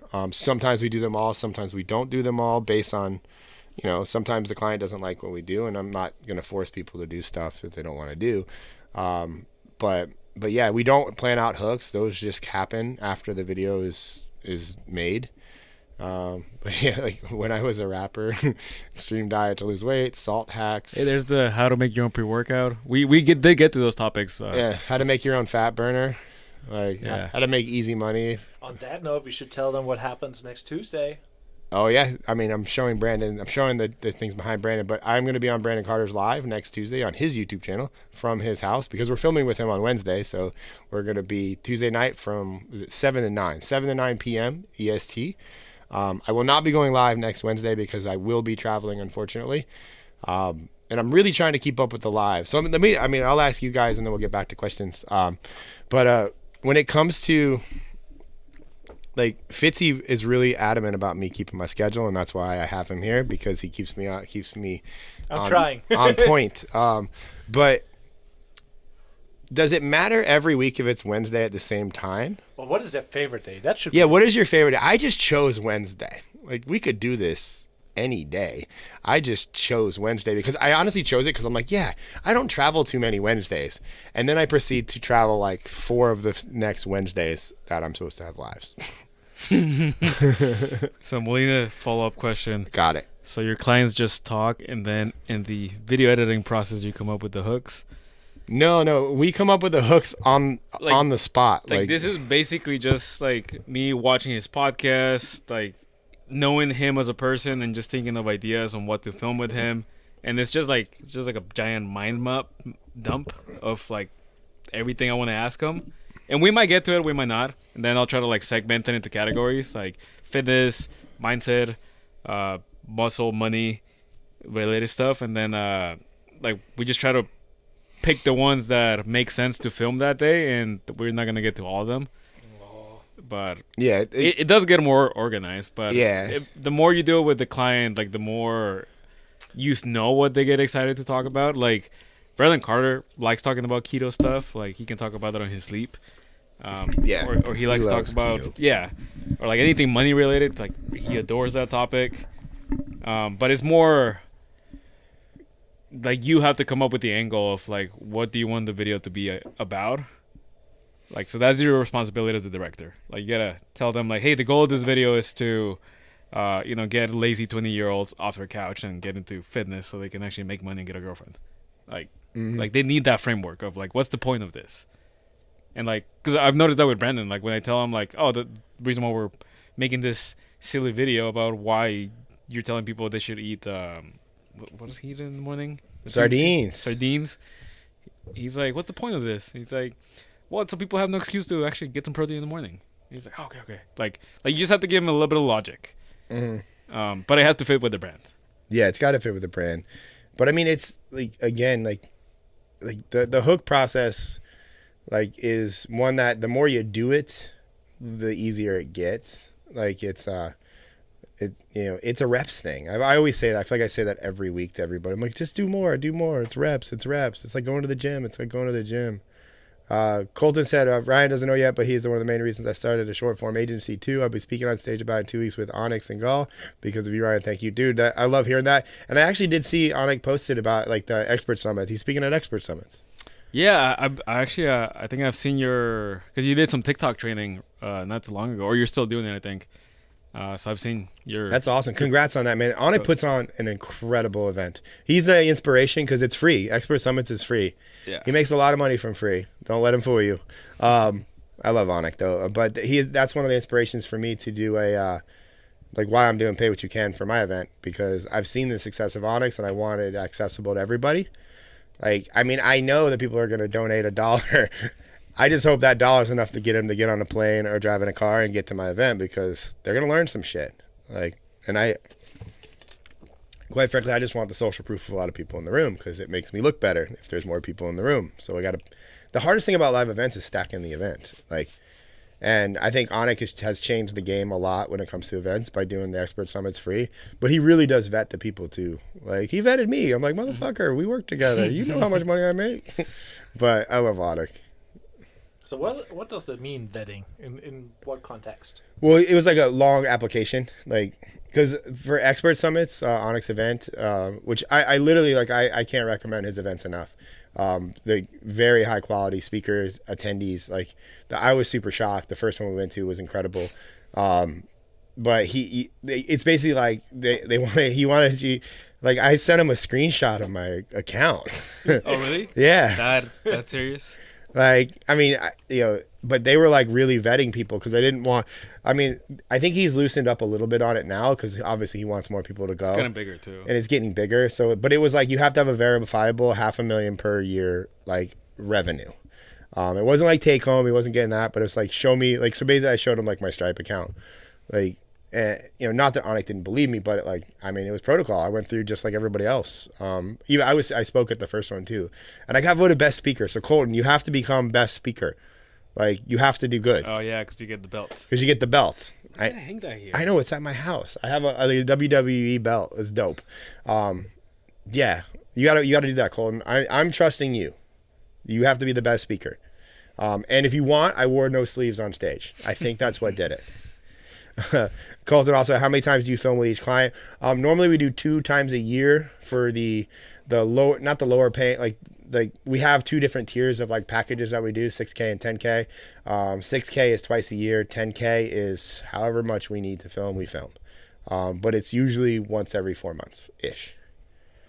Let's see. Malia says, when you film with your clients, do you follow some structure like hook, middle, and end? It's just topics, and we let the client talk, and we extracted the information from them that we need. It's more like hook, problem, solution. Like, that's probably a better way to articulate it, because there always has to be a point or a usable something at the end of the video. So it's usually more like a problem solution type of scenario. Yeah, I mean, I don't want to keep it like super general, but like it's kind of art. Like, I take it, and I know Luis says some, like, if there's not a story, we need to extract a story. If there's not an example, we need to pull out an example. If there's not a step-by-step, we need to pull out a step-by-step. So it really comes down, it's very based on individual videos and what's being talked about. But ultimately that's what we're trying to do to get the most complete video possible. And that's why it's equally as creatively draining on myself and Luis as it is for the person filming, because essentially we're helping them extract the best video, that at least what we think is the best video. And, you know, I will say, like, we make a lot of videos that don't do good. Yeah, like sometimes you literally just want to be like, all right, I'm going to tell you exactly what to say. You just say it back. Yeah. And then they still don't do it. And you're like, yeah, just like, no, trust me. It's going to work. I got happy because I did that one time with Brandon. Yeah, but like the pressure on me was like, if this video doesn't hit, like he's just not going to trust me to like basically give him a whole script. Because that was a video I always wanted to make. I'm just like, he has a better face to make it. And that's the thing too, like, you know, I don't believe in scripting, you know, but like there's concepts of videos that tend to do well. And if you can show a client a concept and have them like regurgitate it back in their voice, yes, like we've done that many a times for many different clients. I've done that a lot, like, but it's not like word for word. Like I don't want, like, no. I can't stand that. Like people that are just reading, like telepromptering other people's videos, like people have done that to my videos. It's just poor taste. Like it's just like, come on, man. Like that's lazy as fuck. And you know, that's not cool. But, you know, it is what it is. People are lazy. But it's a lot of pressure if you do that, because if your script doesn't hit. Yeah. Like, luckily, this video, it didn't go mega viral, but it got like 100K the first time. Next time, it got like 200. Yeah, it did well. Recently posted it again, it got like another 200. What video is it? It's how to track your steps. No, it's how to lose a pound a week just using your iPhone. Yeah, it's a good hook. That's a good hook. How to use a pound a week using your iPhone. Man, that's like, what is it? I know. So a lot of people say Wednesdays is great. Yeah, we trained them. We trained them. You guys have been trained. Nah, but like Wednesday, I already said it. Like that's just when Vanderpump Rules is on. So I was like, yeah, that makes sense, bro. Fun fact about Vanderpump Rules. Now that I'm talking about it, because I listened to a podcast on the way home from Georgia last weekend. Me and Kristen did, because we love like trash TV, aka Vanderpump Rules. And it was between Bethany Frankel, who she's like a Real Housewife of New York, used to be, and she started Skinny Girl Vodka, which is like a massive empire, crazy big business. Like she's really, really wealthy because of it.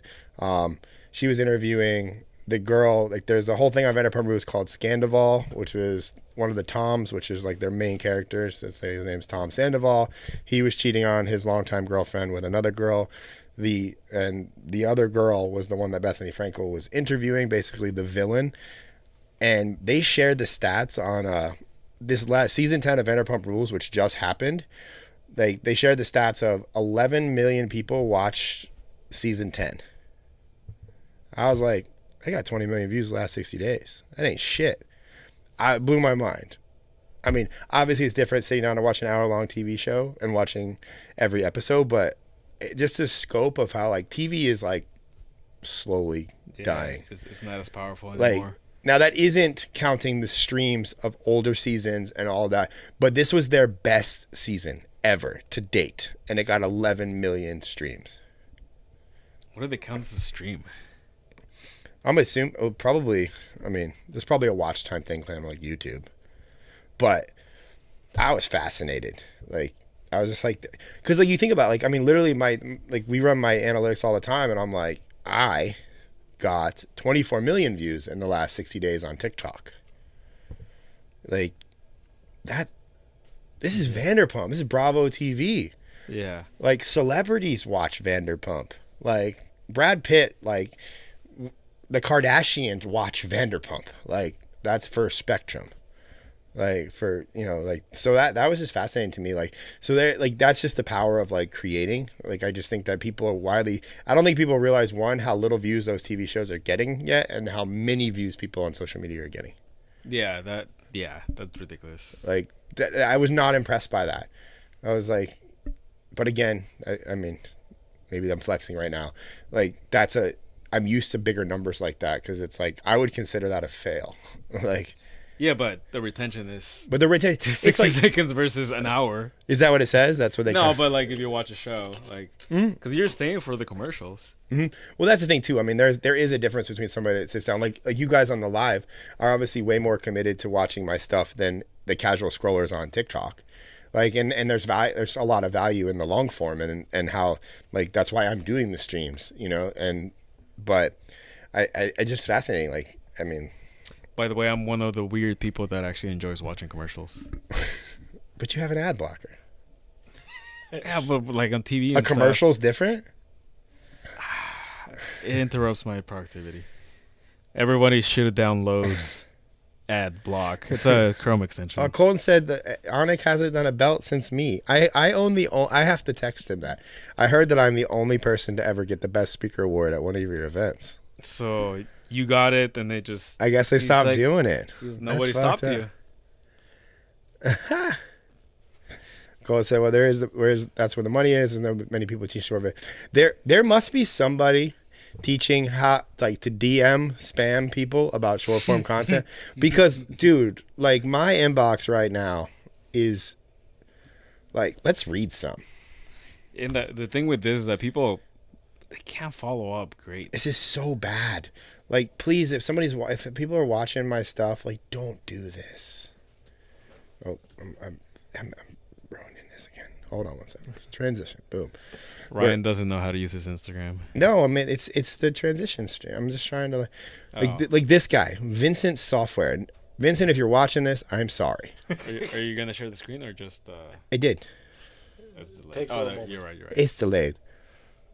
Let's just read this pitch. Yo, Ryan, I love your page and the content that you create. I recently started my short form content agency and believe we can achieve magic together. Unlike these other gurus who have no idea what they are doing, you seem like you actually know what you're talking about, and so do I. No BS, just results. Let's dominate the game and stack that paper. Are you in? Rockin' emoji. P.S. This could also be used for your clients. So first off, he has software in his profile name, and his account is called International Softwares. Right there, I don't really trust you, Vincent. Yeah, he's not a person. Like where is this gonna go? Like what do you expect? How does he expect me to reply to this? Like, there's nothing specific about what he's asking. Yeah, like stack that paper. Stack that paper. like, can you help me make more than $2 million? Because that's what I've made. Like, achieve magic together. Yeah, like. This is the problem with these DMs. Like, there's no proof of, like, I mean, on my phone, I can click on his account and obviously look at it. I don't know why I can't do it on here. Oh, here we go. Nope, there it is. He's got 214 followers, international software, creating software. I created nearly 6 million views for customers. Well, 6 million views, like, that's a bad week for me. Like, this isn't impressive, and this doesn't even seem real. Like, there, look who's in that screenshot. Like, this is, like, who are you trying to attract with this? Like, let's read another one. That was that one. That was 5 hours ago. 8 hours ago. Oh, this is somebody asking me to like their video. Yeah, I'm going to make sure I do that. Hey, I'm looking for any sort of online work. Yeah, this one wasn't bad. This has got somebody, but this seems desperate. Another level agency. They're just trying to get you to buy views. Oh, here we go. Hey, Ryan, I see you're putting out a lot of cool content. Just being honest, I'd love to help you with content creation. I'll do all the work of finding topics and info for videos and send you the final products ready to post. Let me know what you think. Emery Britt, like, you seem like a cool dude. Like, but like, what are you offering? Like, there's no offer here. Like, let's see. And then I go to his page, and there's no videos. There's no, like, I mean, it seems like it looks like he's got a girlfriend or he's married. Like it's my new account. Like, he's a media enthusiast, building better brands. Like, I don't get it. Like, there's no proof here. Like, how do I trust you? This is a fun one. How car is fast? What does that mean? I'm really check_hot boy. All right. If anybody can, like, decipher this one. Let's see. Hey, Ryan. Hello, Ryan. I hope you are well. My name is Thomas, and I'm a video editor, mostly Reels and TikToks. You mean only Reels and TikToks? Your profile appeared here on Instagram, and I was very interested in your content. I absolutely love working with content creators like you to enhance the quality and aesthetics of your videos so you can make even more impactful impression on your audience. If you are interested, I could provide you with a couple videos for free so you can see if you like them and how I can adapt to your personal style. I look forward to your response and opportunity to work with you. Regards, rocket emoji. Damn it, they're killing the rocket emoji. Yep. Like, and here we go again. Like, again, let's click on Thomas. No offense to Thomas, bro. You seem like a cool dude. You have 2 posts. 2 posts. You look 12. I'm sorry. Like 74 weeks ago posted. Like, and this is like, I mean, if I'm doing this, every single person that these people are emailing, like, are doing. Here we go. Another one. Are you looking for a video editor? We at the Bros Editing Company offer a wide range of options in video, audio, and photo editing services. At the beginning of the year, like, first off, I don't even want to read this fucking big ass lump of text, so I'm gone. Let's see. I mean, they're just offering everything. It's like there's not an expert. Hi, Ryan. I saw the impressive engagement on your How to Meet Rich Friends reel. I'd recommend adding a closing question to gain more comments. Quick question. Do you have a newsletter? Well, if you just clicked my bio link, you would see that I have a newsletter. That took all of 2 seconds to figure out. And secondly, that video has like thousands of comments. Like, and what's the point of, like... I mean, that one's not too bad. No. I mean, he's giving some advice. Like, 25 followers, though, man. 25. I mean, you got to have more than 25 friends. I don't know. These days, people don't have friends. Let's see. Amazon FBA. Seems legit. So point being, like, these are just going, like, this is just today. Like, this one's asking for a job. Yeah, appointment setters. Appointment setters are another one. Like, by the way, the Sway is basically our sales guy, and he was hired because he came to our event. Yeah, and I like. He was partying with us. Like, I talked to him for like a good hour or two, and I just liked him. Like, he was a cool dude. Mm-hmm. So like, we needed help posting, so I just reached out to him like the following week or 2 weeks after, and he was down to work with us. Posting was not like the most fun job ever, but he crushed it. He gave us a lot of valuable insight as far as analytics, and we eventually gave him a role in the sales position because he was already doing sales, and it was a better fit for his skill set. Yeah, no. I mean, now he's crushing it with sales. Like, that's how you get a job. But it's like he got a job because he came to our event. Like, he met us in person. Yeah, I think there's so much power in that. Cole said we get. I agree, Cole. You seem like you should come to my event. No pressure, no pressure. Like, but like, yeah. These DMs that people are sending, like, it's not how you get clients ever. Like, you just don't do it. Like, you're never gonna stand out. Like, I mean, and I'm gonna bring you on a live and roast you. Like, but I mean, the point is like, you also have to factor in. I don't think people factor this in, and me and Luis talk about it a lot. Like, when it comes to my videos, like, I'm very particular about my account and my videos and the effort that's going into them and all the work. Like, are we still posting 9 videos a day on my TikTok?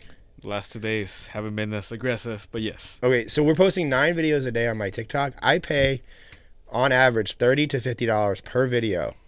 9 times 3, what's that? That's $270 a day. Well, it's one video with 3 variations, so you're only posting for one. But I mean, it's 3 separate videos. It's like, I mean, on average, I'm paying for them. You know, they're being manufactured, like, they're being made and created. So, like, we'll say I'm spending at minimum $200 a day just on my videos on my account to be edited and posted, minus the travel and the time that I'm spending to go to creators and do interviews with them and collab with them, plus the flights, the hotels, the food, the Ubers, like, the traveling, just to get my content. And, like, you're gonna come at me from a cold DM and say that you have the magic key to making my videos better. Like, it's not, like, that's just not, like, from, like, an egotistical standpoint, like, I'm offended that you think you can just come in. Like, how would you, like, what do you think, Fitz? Like, well, people are very blunt. I'm not self-aware. it's you're absolutely correct. But I mean, point being is, if you're going to reach out to people with bigger followings and that are aggressively posting videos, and, like, I'm not saying, like, you know, I've had to let quality control on my videos go to a degree, as far as, because of the volume that we're pumping out, that the quality has to suffer a little bit, you know. So, you know, the quality has to go down when volume goes up. But still, it's like, how are you going to beat my videos? Like, if that's your pitch, tell me how you're going to beat what I'm already putting out. When I know on the back end, and I can show screenshots where I'm going viral, I'm getting millions of views. Like, how are you going to improve on that? Like, you know, that's like in my company, when we're pitching a client, I say, I'm going to fly to you. I'm going to film with you. And if they don't beat your current views, then we don't have to continue working together. Like, that's a pitch. Like, that's a guarantee. That's like, you know, it's just a matter of, you know, those. I can't see those being effective, and nothing but a waste of time. Chris Mo asks, where can we find more info about your event? Right now, there is no info about the event. It's just scheduled, and we are working out the details. It's going to be a pay what you can, which is basically a donation-based offer. And 2 speakers, Adley Stump and Brandon Carter, are confirmed right now. I may get more. I don't know yet, plus myself. It's going to be in St. Petersburg, Florida. You would fly into Tampa. There's many hotels in the downtown area. We're securing the venue as we speak. Ariana is on it.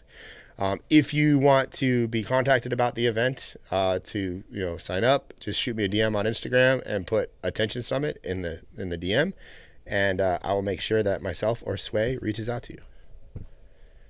So, but there will be a video, there will be a page. I just haven't made them yet because we're waiting to secure the actual event venue before I make a video public. So he's asking, how would you recommend as a good framework or approach to send a DM to an influencer? I wouldn't. I would go to an event where the influencer is, and I would talk to them in person. So what do you consider an influencer? Because like when I met you, you were not like influencer status. Like, you were a content creator. Mm-hmm. But like, you weren't like big as far as numbers. Like, you had a good YouTube following. Yeah, but I wasn't big yet. Instagram was always like in the 10K range. TikTok didn't exist. Like, the whole point is, like, you have to, it's got to be a what's in it for me. Like what are you going to provide for me? And in my case, how are you going to beat what I'm currently doing? And this is what I don't think people understand. Like, if I were to hire one of those, I'm firing one of mine. So like, I'm letting somebody go to bring you on if you are actually better. You know, unless I'm increasing the volume and I want to bring on another editor. Like, I don't think people think about that. Like, if you're an agency and you are reaching out to people with large followings that clearly have media coming out at scale every day, like, if they bring you in, they're letting somebody go. Like, just let that sink in. They're firing somebody. That means that person's losing their livelihood. Like, or a client, and in most cases, a bigger client. So I don't think people respect that at all, because it's like, no, fuck, I got this mass scale, I got to get clients, got to do this. It's like, you know, we work with a lot of people's teams, like, you know, so you have to have the ability to be able to do that as well, which I don't think people talk about. Colton said, I make and post 2 to 4 videos a day for you for $2,500 a month, grow the channel and drive the leads and all the other way. Colton, you got to raise your prices, man. $2,500 a month is a joke. Like, if you're driving results, like, I mean, what are your margins on that? They have to be small. Like, 2 to 4 videos a day, even at a minimum of, let's say you're paying $10 to $15 per video, like, you know, at scale, you're going to crumble under that volume. You're not going to be able to hire enough people to make that work. I know that because we used to charge $2,500 a month. Good old days. The good old days. Okay, 2 years ago. Like, if you don't mind me asking, Colton, and I'm not, I mean, if it's worth, like, how many clients do you have, and like, how many videos are you producing a month? Like, so how were the old days when you scaled? What were the price sets? Like 500, 2,000? Was it 500 at one point? So Adley was my first paying client. I grew her in 6 months, 0 to 1 million followers. She paid $750 a month. We worked together for a year. So what's that? So basically $1,000 for a year. What's that? 10 grand? Yeah. Roughly, give or take 10 grand. I'm paying Adley half of that to come speak. So I just gave all the money back to her. But I love Adley. Like, so 6 clients, Colton, at 2,500. They have 4 videos averaging. Let's say you're averaging 3 videos a day. So 6 times 3, 18. So you're adding 18 videos a day. Like, I mean, how many editors do you have doing that? I'm breaking you down right now, Colton. Yeah, because the level where you are with 6 clients, that's like manageable for like 1 or 2 people. Yeah, but once you start, like, the quality control evaporates when you start going over 2, 3, 4, 5, 6, 7, 8, 9, 10 editors. Then you need to hire people to manage the editors that actually know what they're doing. Your margins shrink really, really fast. And also, yeah, you must, like, got one NU. Okay, so you're editing a minimum of 3 or 4 a day, and then you're offloading the two or three to somebody else. How long do you want to edit for? Because the second you have to give up editing, because at some point you're going to be the face for the clients. Like, my day is spent putting out fires, calls, meetings, like coaching. Like, it's like, you know, client calls, check-ins, you know, working with Ariana to make sure the team's running well. Like, it as you grow the agency, like, you will find out really quick you will have to fire, like, older clients that are not paying as much, and you have to replace them with higher paying clients. Right. Is there a percentage that you have to calculate in for, like, let's say 30% profits? Well, those are your margins. Yeah, your margins, like, I mean, Colton, I'm going to assume you're probably, you know, with that clients, you're probably sitting at and probably 50 to 60% margins, which means you're keeping half, if not 60% of all revenue that comes in. Like, you know, like that, which is good, but you need to get that up, or else you're not going to be able to scale. What type of clients? Let's see, Colton 6. What do you? Colton, we don't run any ads. Like, everything right now for me is based on referrals and my personal brand. Like, you know, and just for context, two new clients came on today. Both of them, one I spoke at their event, and the other one has been following me for almost a year. The big person. Like, they're both, I mean, well, we're international now. One's international. One's international. Big here in America. You probably consumed his stuff. Yeah. Like, you know, like, I would urge you, Colton, to slowly start creeping those prices up. Like, every time you get a new client, just charge $500 more. Keep going until they start saying no. Like, and then that's your sweet spot. Yeah. Right. Money Kitchen's like, just had an offer today for another client. Probably not gonna take them. It's just not fun anymore. See, that's a flex. Let's see, Nishang, I hope I'm saying that right. 10K with 10 to 15 clients from a third world country. Totally relatable. Raised prices yesterday a little bit. Getting ads running will scale. That's what you do. But I mean, even the cost of ads, they're going to eat you alive on 2,500, Colton. Yeah, we have a friend that also runs ads to Ocean to Ocean. clients, and he's doing good as far as getting like leads, but his margins are nothing. Like, he's not profiting. Like, well, maybe he is now. That was like, I had to follow up with him. Like, that was a long time ago. It was like, I mean, no, I've had a few conversations with him since then. Yeah, but point being is that you gotta raise the prices. You need to be a minimum 4K, like 4 to 6K. Chris Mo said, at what number of clients did it start feeling stressful that you felt you needed a third editor? You have a course. Okay, well, courses are different. Yeah, courses. Yeah, you can scale courses. Like, like, I mean, I have a coaching program. It's like 90% margins. Like, you know, that definitely, yeah. But I'm saying from your client standpoint, because the thing about it is, like, if you have a course, like, I think we live in a world where it's like you're more of a powerhouse if you have an agency and a course or a coaching program. Like, it's Grant, and I'd love to hear about the business side of the business and your company. Oh, yeah, no problem, Grant. Like, I love nerding out on this stuff, because it's like, this is all stuff that was unnatural for me when I started. Like, I mean, going to clients that you've been with for a while and telling them you need to raise their prices is not an easy conversation to have.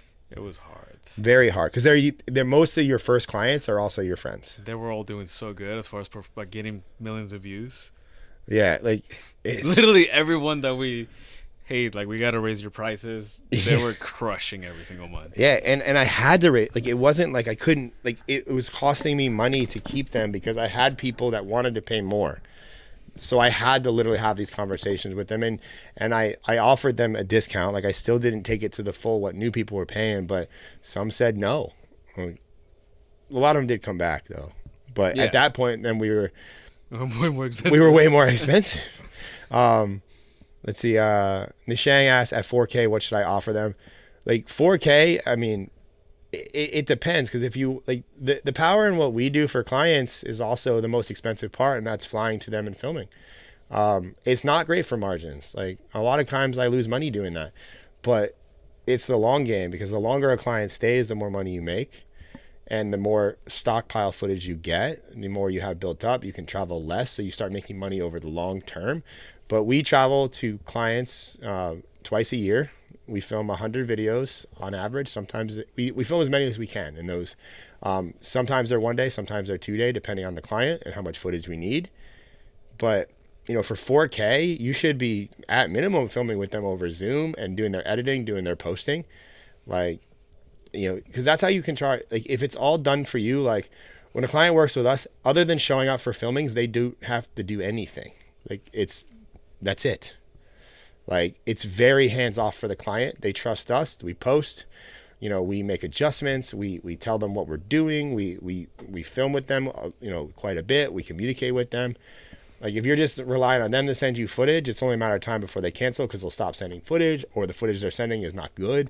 They're not going to get results. Even if they're paying you $2-3K a month, they're going to cancel, because everybody wants results. And it's hard to get results now. It's getting more difficult. Like, you just got to test more. Let's see. Oh, I got my question. My clients keep recommending me, but they'll tell me. Oh, yeah, that's the thing too. You have to make it clear to clients that you're charging more as well, or what you currently charge.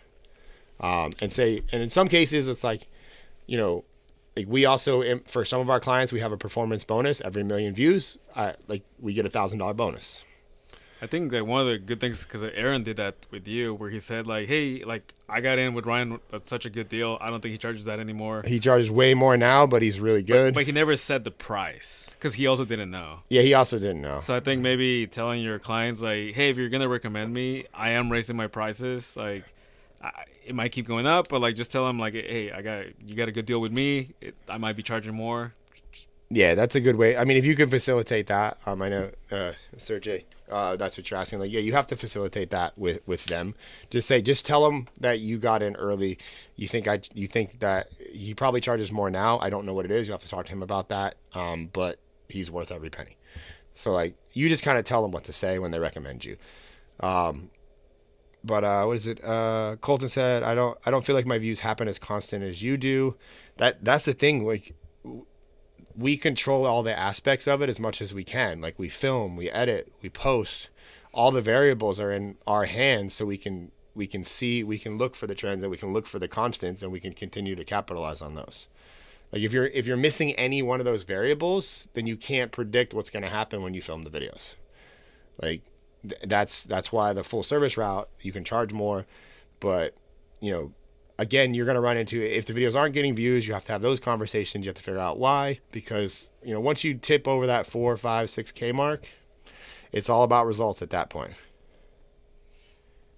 Like, but you know, I mean, yeah, but if you're trying to scale the agency side, like, which I recommend you scale the agency side, because for me, the agency is clout. Like, the clients I work with sells my coaching program very easily because of who I work with and you know, who they are, and like, you know, what results we get. I share a lot of that data inside my weekly calls.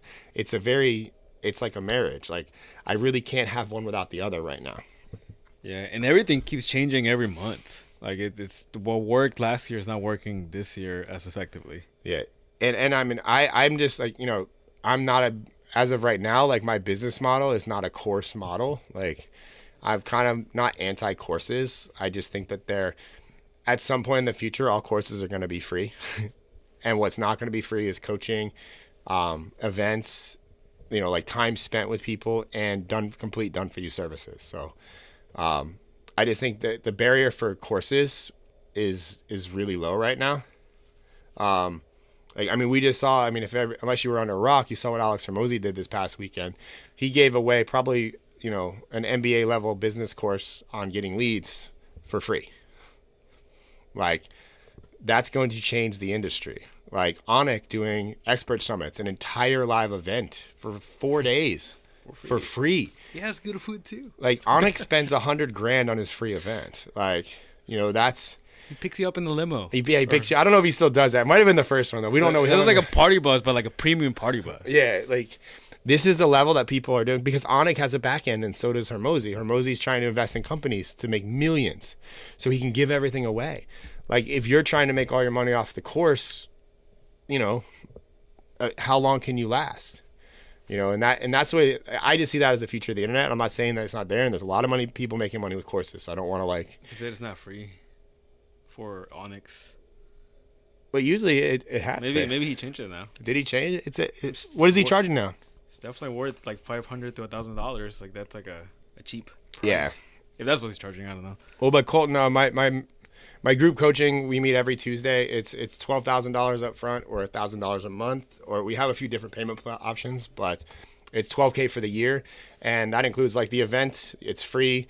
There's a VIP day before the event that's free for all my coaching members, as well as every Tuesday we meet from 12 to 1. Plus you get my 21-day editor training, and most all of my SOPs. Plus it's me every Tuesday for 2 hours. Money Kitchen's in it, Sergey. You know, like Sway's in it. Like there's a lot of people that you know are in it right now. You get 4 one-on-one coaching calls with me like throughout the year, 1 a quarter. We're also next year we're going to do 2 events. One's just going to be for the mastermind people. This one that I'm doing November 30th through December 2nd is a mixture. 1 day mastermind, 2 days general public. But yeah, no, it's all about getting views. We got Hook School in there. We have topic training in there. We have filming training in there. We have editing training coming next week. You know, it's everything I do. It's everything we do here as a company. Everything that's taken 2.5 years to create, because like this didn't exist. Yeah. I mean, Sway has a really good perspective about the long term and where the industry. I do. I think we're just gonna digital products as a whole. I just truly believe they'll be free in the very near future, like because of what's happening. Like people are going to drive that free barrier to the ground. It's already happening with a lot of marketers, like what's his name, the Genius guy. Who? Genius. Is it Billy Jean? Billy Jean. Yeah, like he gave everything away. Like it's like I'm retiring. Like I don't think he did. I haven't followed up. He didn't retire. He's still speaking at events. But like he gave like a package of like, I don't know, 40 courses he had created for $1. Yeah. Like that's where the market's going. It's definitely like just for digital, because everything is regurgitated to some degree, and like people can find stuff. Like, you know, I mean, it's just, yes, people will pay for the organization. Money Kitchen bought the hat edition from Persuasion. Yeah, no, it was a good offer. You got the $3 or the $10? Yeah, but it was all free, yet it still cost $30 or $89. So it's like, but I mean, that was mostly shipping and things of that nature. But still, like, you know, he changed. I mean, he changed the game, like by doing that. Like that's the reality. Like, good on him. Because he can last a long time without making money. And that's the thing. Like, he's, you know, delayed gratification is a huge thing. And that's like, when you have done for you and you have like coaching and or like more service-based group type stuff, I think it's just a delayed gratification on how much money you can make. Yeah. The hat edition. I like that. That's funny. So, let's see. It's Brandon. There's one from Sway, one from It's Brandon. Would you recommend using TikTok for outreach to potential clients? I tried searching for realtors there, but TikTok's kind of a jumbled mess. I would just use TikTok for exposure. Like, just use TikTok to get a lot of views and a lot of attention. Like, when I get recognized in the street, it's from TikTok. Like, I don't think TikTok is culture. TikTok's the main stage. Like, you want to be, you know, cool right now, it's TikTok. But I mean, yeah. I mean, if you're just looking for specific, I'm telling you, I would go to, like, there's realtor meetups, realtor events, showings, open houses. Like I would not even be using the internet to get clients right now. It's too saturated. It's too hard to stand out. I'm just a believer in face to face. I agree. I mean, that's what I've been doing since I was in high school. Like, you have to go to events. Go to WealthCon. Like, there's every realtor in the world's at Pineda's event. Go to 10X GrowthCon with Cardone. Every realtor in the world's there. Car salesmen, people. Like, you have to get out there. And like, that's, you know, you just got to talk to people. That's, you know, that's proof. Like, you know what? The ultimate proof is you standing next to somebody and talking to them. Like, if they like you, they trust you. But Sway asked, what would you do if you were starting a personal brand from scratch today in 2023 with monetizing being a goal? Monetizing would not be my goal if I was starting from scratch. But that's the question. Like, that's the wrong way of looking at it. Like, you can't monetize right now. You have to grow. Like, you have to have a following. It's the delayed gratification. How long can you wait to make money? So what? Should he get a job while building? Yes, land? you should get any job you can and make as many videos as you can and invest into your growth as a creator. And then at some point, you need to make the switch to making money. Ooh, Grant has a good, like, an interesting one. But either way, you know, to answer your question this way, like if you're starting a personal brand right now and the sole goal is to make money from the brand, I think that's the wrong way of looking at it. It should be to get exposure and start getting popular and start getting views on the internet and turn that into money later, because the attention and the followers are way more valuable than the money you're going to make in the very near short-term future. So basically get some way to get paid, like a job or whatever. Yeah, or get a related job, like in something, like if you're trying to grow a following, go work for an influencer, go figure out a way to work with somebody to also get the osmosis of like what's going on. I mean, obviously I know Sway, you're doing a great job at that. Like you're seeing the ins and outs and how it really works, because a lot of what people think happens when they start to grow a following is not what happens. It's not real life. Like the money they think that's being made is not being made, or like how things are done, like that people share on the internet is not how things are actually done. Like you have to be behind the scenes and pull back the curtain to see what really goes on. Like another thing, people don't understand the volume of leads, the volume of views you need to get to actually grow.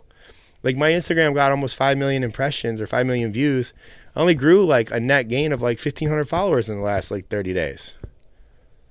That ain't shit. Like it took 5 million views to get 1,200 followers. Like there was a moment when you had what, like 50K or something, and it was like 20K in 1 month. Yeah, like then 15 spikes, and then another 30. Like it was what happened to those days? Yeah, and they just need to come back. but yeah, like what was the Grant said, my views have died on TikTok ever since my VA started posting for me. Any ideas why she uses the VPN? Yeah. Is she out of the country? Yes, most likely. Like, I mean, if you're using a VPN, I have to assume she's from another country. We've never tested a VPN. We've been told a lot about it. We just don't want to risk. I don't want to, like, if you have an American account, post from America, and it does, like, so just like I'm paranoid about this. So I'm traveling to Germany in 2 weeks. I flew to Germany last year and India last year, and before I left, I deleted the app off my phone.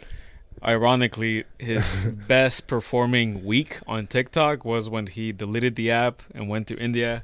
Then I could not even log over there. Yeah. So I was just posting, and is that when the ear video happened? Yeah, that was the cauliflower. It's my most viral video to date. Like happened when I did not have the app on my phone, and I would just call Luis every day for a check-in. Hey, how's my videos looking today? Like, what are my views at? Grant, you said it, that person's from the Philippines. If I had to guess, they don't actually have a VPN. I do not trust Filipino outsourcers. I recently had an experience with one, an editor, like between typhoons and motorcycle wrecks and language barriers and culture differences and spotty internet, like I'm never hired from the Philippines again. I won't. It's just not worth the hassle. I'd rather pay an American. So I don't know if that's what you're experiencing, but I don't trust them. Like and plus, like, I would encourage anybody that's outsourcing over there, like you can't trust them. You have to oversee everything, and you have to like the quality control is a nightmare. Like they don't understand American culture. Like I feel bad. I feel like I'm just ripping apart like an entire country, and I don't mean to, but I wasted a lot of money like on a Philippine editor. Like almost, was it 2,000 times $12,000 is what he cost me. We're still waiting for videos. Like, so, oh God. But I don't know. I'm not saying. I'm just saying that's my experience with the outsource. Now I have really great experience with Malaysia. I have an amazing editor, Jay from Malaysia. I have an amazing editor from John's Netherlands. What was John? Netherlands. Netherlands. I have an amazing editor. I don't even know where that is in the map. Like there. Who else? We have. I have an amazing editor from India, Kanika. In the past, like South America's been South America's been really good. But the thing is like, I've always paid well above market value too. Like all of those people are paid in USD. Call Anik.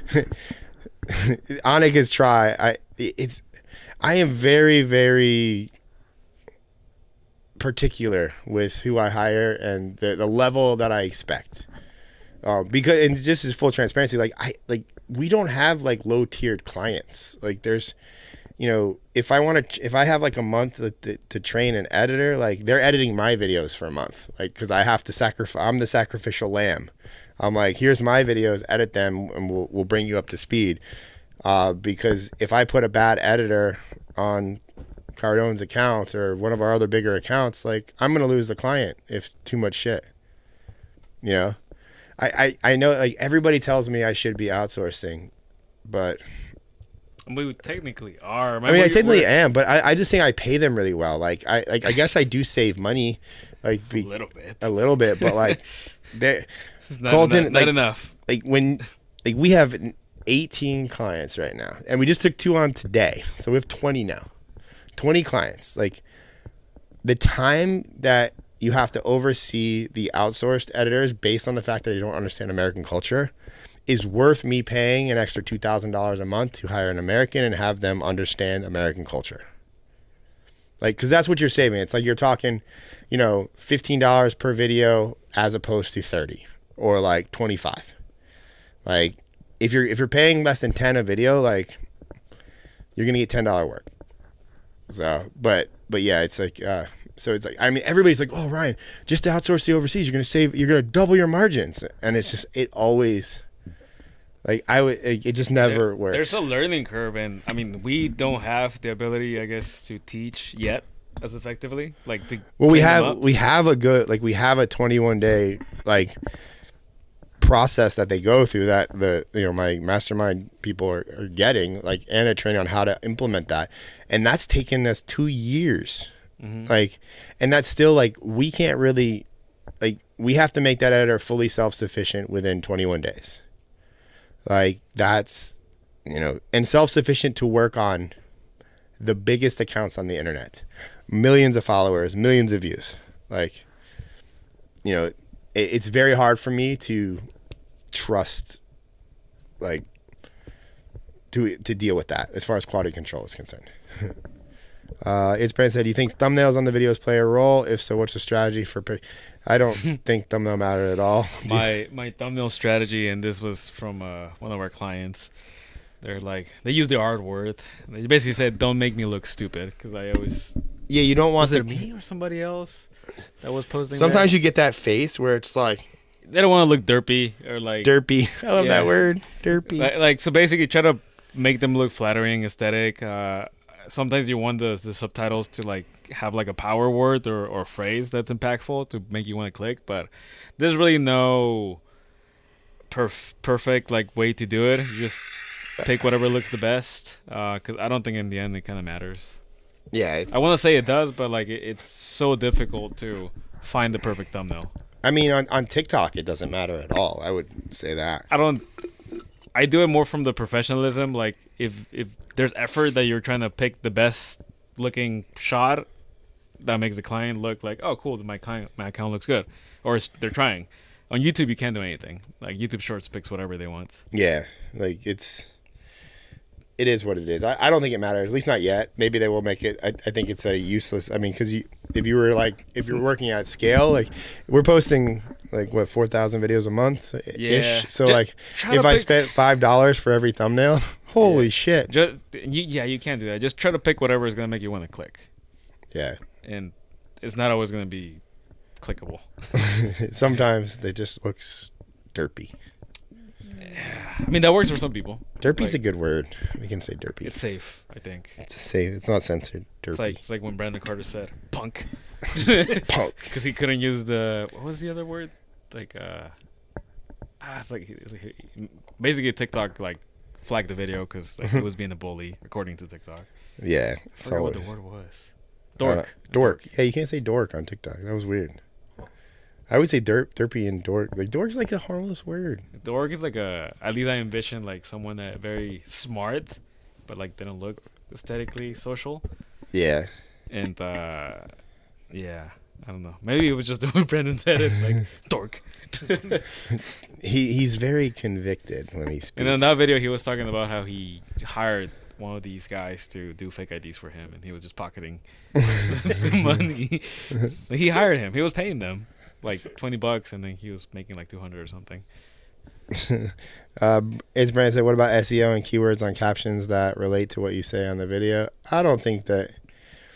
I mean, Luis loves his SEO, but it's just like embedded in my brain to like optimize for SEO, but ultimately it's more what title or phrase is gonna get attention, and also just culturally, like how are people talking? Well, it's also too the algorithm knows what the video is about. It doesn't need a thumbnail to tell it. It doesn't need a caption to tell it. It literally listens to the video. Yeah, like we on one of our clients' account, he's a real estate guy. His team posted a video, no title, no description, like, and I think it's like 300 or 400K views. So like that just tells you, it's more about the quality of the content. Clearly, that resonated with people. Like, yeah, it's definitely. You just have to. It's all about the video. What up, Jonas? Do I rock the sky top sometimes? So no, I've gone. My only high tops right now are Golden Goose slides. It's the style slide. They look like Van Skate highs. How do you come up with captions for clients? I like writing copy. So nobody knows what copy is, Luis. Copywriting is just writing persuasively. It's literally playing the character. I'm like, what would Ryan write as a caption here? So I'm just gonna try to mimic him. But also too, I think the effort should be made. I think the caption is like a. If I'm using the expression like you're stepping over $100 bill to pick up a penny, like the $100 bill is the video. Focus on the video, like, and it's going to work. Like it's just like a little addition if you have the caption. Yeah, from a hierarchy of what matters, like it's lower. I was very like it's very low. Not something you should stress. Like literally just what's the video about? Like how to save $100 by whatever selling clothes, and then just title it that.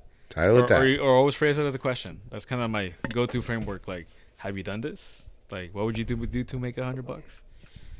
What do you agree, disagree? That's like always probably a super easy one. Agree, disagree. You love that one. I see you use that one a lot. Agree, disagree. Because it's also if I'm talking on behalf of a client, it's more giving people like the opinion that you agree with, like Brandon, like that you should always buy designer stuff or not. Like give people to say yes or no. Because like I don't want to put words in Brandon's mouth that he might not otherwise say. You got to be divisive. Just force the division. Yeah. Like make people mad. But that's just knowing the brand. Like if I know for sure, like I used the other one with you. It's like, well, it was a question. Like, do you love or hate avocados? Because you were talking about being polarizing. Yeah, I love avocados. I eat them all the time. What's her name? One of Pineda's girls. Like she's allergic. Oh, I know. Was it Zeddy? Was Zeddy? Zeddy. Zeddy's awesome. Zeddy works with Ryan Pineda. Shout out to Zeddy. I don't know if you're on this ever. Poor girl. She's allergic to avocados. Yeah. Ryder asked, do I know of an easy tutorial to get better at thumbnails? Please answer no, because we don't really focus on them at all. I don't have it. And again, there's no easy, like Photoshop is what most people use for thumbnails. So, and Fitzy makes my thumbnails right now, and they're significantly better than what they were. So I got to give credit to Fitzy, because, but Fitzy is an easy way for me because I brought him on the team, But I know he's putting effort into it, and I know it's not easy for him. So it's like I think easy is the wrong word to be looking for. Like there's probably hundreds of tutorials on YouTube, or there's probably a good Skillshare course on how to make a YouTube thumbnail. I mean, you can probably just find 5-10 channels that you really like the thumbnail style and just try to mimic it, and see what looks better with your brand. What feels the best. That's what, yeah. I mean, if you're leading with easy, I think that's the wrong way to look at it. I don't want to say that you're lazy, but it sounds like you're lazy. Like if you're leading with the word, what's an easy way to do this? I would change the verbiage to like, what's a simple way to get good at this? But that's more you mentally saying that. If you're gonna make a video about how to make like easy tutorial to get better thumbnails, like that you need to talk like that. Yeah, that is what people are searching. Like you're searching here. Chris Mo said, "Do you guys only take videos, or do you offer photography to clients?" No. Only short form too. You know, even I don't. I'm in my lane. Yeah, photography is cool, but that just like we don't have a need for it. Photography, it's hard because you're competing with iPhones. Yeah, it's a hard career, like in general. I believe there's an art to photography, and I do love photographers, but you're competing with everybody with an iPhone who thinks they're a photographer. So yeah, that might make sense. Like if you're going to local businesses to also provide photography of their product, or like maybe it's like a salon or a barbershop or something. Maybe that makes sense. But like usually we just take photos from people's Instagrams because they're all personal brands. Yeah, I mean, I think photos as a whole, like they're important for proof purposes, but the video kind of establishes that. But yeah, most of what we do is, I mean, quite for me and Luis, just, I would say that I'm a decent picture taker, but all of our cameras are video cameras. They're all set up for video, wide angle lenses. Like, none of them are really set up for photography. I'm like a 2 out of 10 when it comes to photography. It looks okay. Sav is probably the best in the team. Yeah, Sav's good with a camera or a phone. Luis, 6 out of 10. He's gonna make me look fat. And then I'm like, Luis, why? Like take more semaglutide. Semaglutide, inject me. But I mean, if you're starting an agency or trying to make money, you just have to stay in your lane. It's like for YouTube Shorts, the thumbnails, I think you can choose before you post. You get like 3 options. In thumbnails, so they removed that feature on desktop, and maybe you have other information, but I mean, we have like 12, 14 YouTube channels under one account, but you have the thumbnail option if you're doing it through mobile, like through the YouTube Studio on the iPhone app or Android app, but I don't know what you would have in Android. But on desktop, it doesn't give you the option to add a thumbnail. At least it hasn't for me in a while. Like they did it for a little bit and they removed it. But for sure you can do it through mobile. But it's just an extra step that we don't stress about because it hasn't hindered any. I just don't think it matters right now. It's not worth the effort. Yeah, I mean I do like a nicer thumbnail because some of them look dumb, but hey.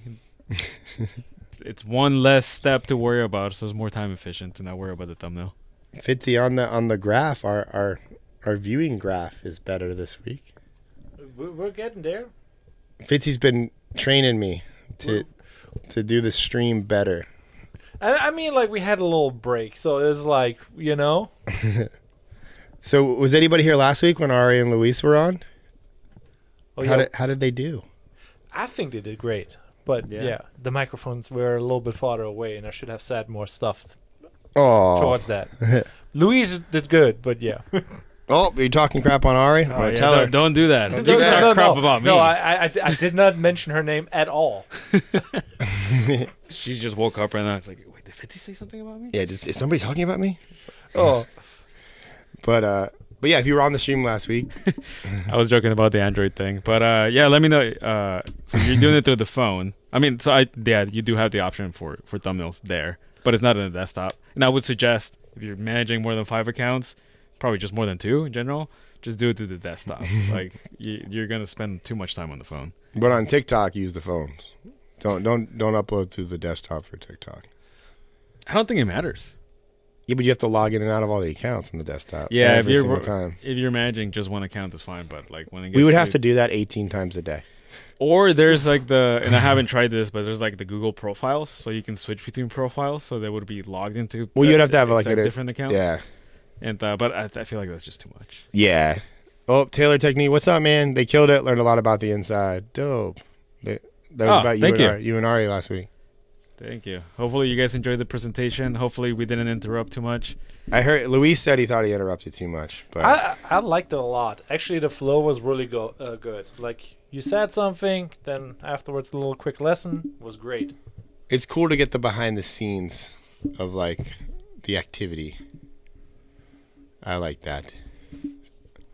We've had good stream health tonight, Fitzy. Yeah, Internet's working. How you like the setup, and also I think we should mention the next Tuesday because like people need to know. And there's next Tuesday the live will not be next Wednesday. It will be on Tuesday, and it's going to be from Brandon Carter's channel.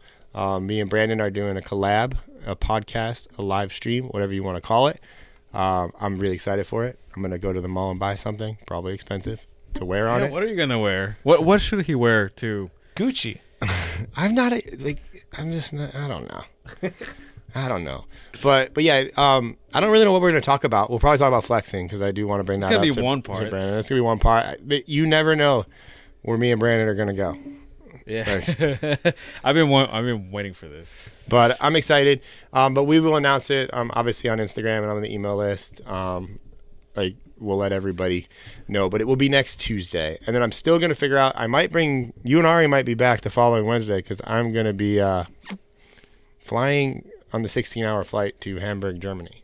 Mm-hmm. That's pretty cool. So I'm excited. 3,000 people. They sold 3,000 tickets. It's insane. It's in like an arena. That's insane. I'm not saying that I'm nervous, but I still get that. That makes me get those butterflies. Like, that's a lot of people. Do you know some German? None. None. I can teach you some. I mean, Germans are pretty like bilingual though. Like last time, 100%. Last time I did not have any.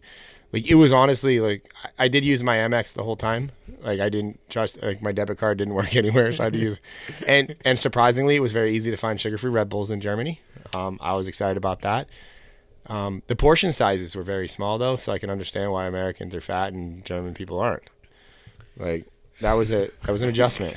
Sway saying to wear something pink. Something pink? I have a lot of pink. But pink is hard to find. Like, it's not a color that, like, guys wear. Like, I feel like there's options. I mean, you have that sweater. Yeah, but it's going to be hot. It's Miami, man. I can't. It's really hot in Germany right now. Well, Germany's like 54 in the morning, though. Yeah, because it's hotter than now here in Florida right now. What? Yeah, they don't have AC. It was just cold. saying. It was cold. My hotel room had AC. Yeah, my mom. I don't know where you're staying. So it's like super hot. My hotel had AC last time. It was a pink hotel. Like the whole hotel was pink. It was interesting. It was they had a concert venue in the lobby. Damn. Like the hotel, but that was in Berlin, not Hamburg. This time it's in Hamburg. Let's see. This way, something pink. I don't. I'm wearing the pink a lot. I thought he wanted to make the intro color scheme pink. Yeah, like Fitzy wants to pick my brand colors. No, I thought it was like red. Didn't we say Well, red? we decided on like, let's go with red. Yeah. Because like that's not a bad color. It's company colors. But then Ryan shortly afterwards said like, why don't we try pink?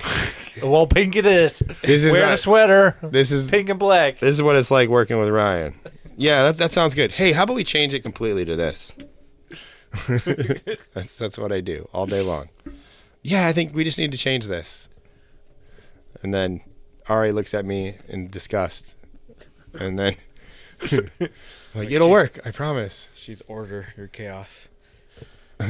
Chris Burke said, "What's Taylor?" I don't know what that is. I think it's like a what's up to Taylor technique. Oh, got it. What's up? Oh, dope. What's up, Chris? I know my things. You do. I tried. I don't know the errors. I would like to have some profile reels roasting or. Does anybody want to submit a video? That would be maybe cool, but I don't know if they're down for it. I can do it. Well, it's 11:36, so we might as well keep it going until 12. So make someone feel. Getting some clout. Like punch somebody before they. Hey, does anybody want me to roast a profile? If so, just put your profile name in the chat. Everybody gets quiet. And I'm gonna pull up IG. We'll go to Instagram because it's like everybody knows Instagram. Now that I have a monitor, Fitzy got me a monitor to look at. Yeah. How you like it? How's the new setup? I do like this monitor. I'm not gonna lie. Yeah. Like, Ari's gonna. I got permission. Oh, you did. I saw. Yeah, I asked. We got anybody? Oh, let's go. Grant. Grant was first. Then Taylor. You've been putting out. I've seen some of your videos, man. They've been good, man. Let's go to Grant. Grant, since you were with the speed.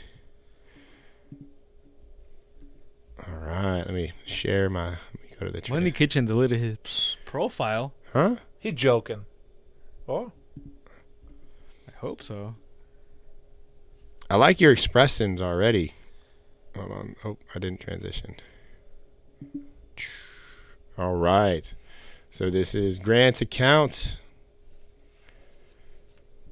Let's see. Oh, we got this one, 3,500 views. That's peaking above the norm. First thing I always do when I go to account is I just scan for videos I got. 6,000. The one right there. Sherwin-Williams. Yeah, you said a brand. Boom. Anytime you say a brand, guys, you get more views. 100%. Every time.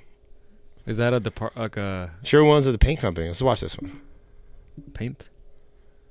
Oh, I hate it. And installs flooring? They do. We use them for all our flooring needs in all of our apartment buildings. They have the largest wholesale floor covering network in the US. They come out one time and measure, and they can give us different options like LVP throughout the whole unit or LVP and carpet in the bedroom. They supply the product and they also supply the labor. You can't beat the discount you can get on the flooring and the labor by using them. We love it because our maintenance tech can move on to the next rehab and not mess around with installing the floor. Sherwin-Williams is in and out in one day. They're nationwide, so reach out to a flooring store in your area and get yourself a quote. Did you know?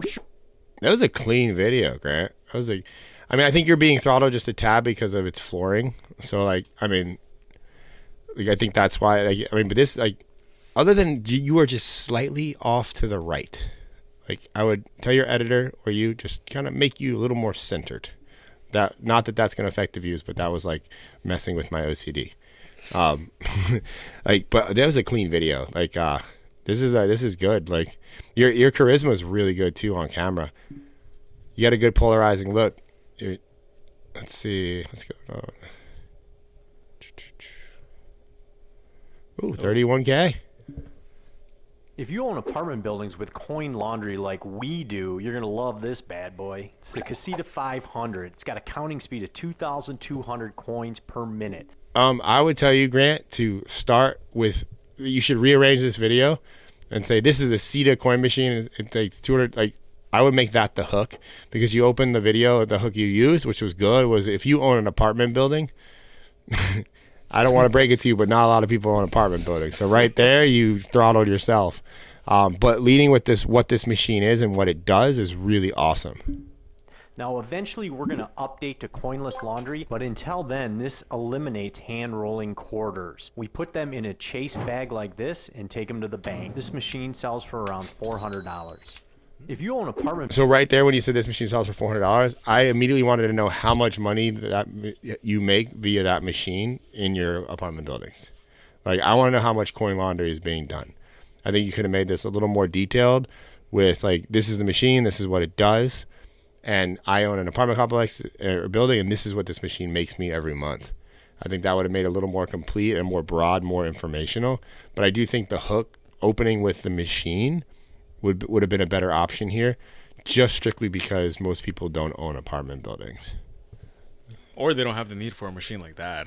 Yeah, but everybody goes to a laundromat or has gone in their lifetime. Yeah, because this is more. I would see, to get this more reach, you have to treat this video like it's more informational. Hey, this is this machine, and a problem that people have with coin laundry is the hand rolling of the quarters. It takes time. It would have. Or you could also do a comparison of how long it takes to count the coins by hand versus using a machine. Yeah, or just showing what it was like, because I don't think many people know what it's like to hand roll quarters. No, it's a process. I've done it before. Yeah, I've done it before, but you have to go to the bank and get little papers. Yeah, I'm 40 years old. I've hand rolled some coins, but I don't know that people under the age of 25 are rolling coins. I feel like I've never trusted people with that, because is it exact? Did you count that properly? When you go to the grocery store, they just trust you. Yeah, I mean, you could be messing with them. Well, it's like Coinstar machines. Those are dope. But yeah, no, but those are two great videos, man. And the quality of your videos is excellent. The quality's great. I don't know if you're editing those or if that's who you have somebody editing those, but it's a great job, very clean edits. But again, think of your videos more from a broader perspective.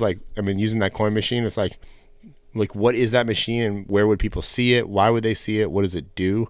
As opposed to like if you own an apartment building, because again, not very many people own apartment buildings. Yeah. Let's go to Taylor Technique. I would also suggest doing more videos about like everyday fixes for houses, because you seem to be really good at breaking down like where to get the materials, how to use them, how to fix the thing, how much it's gonna cost.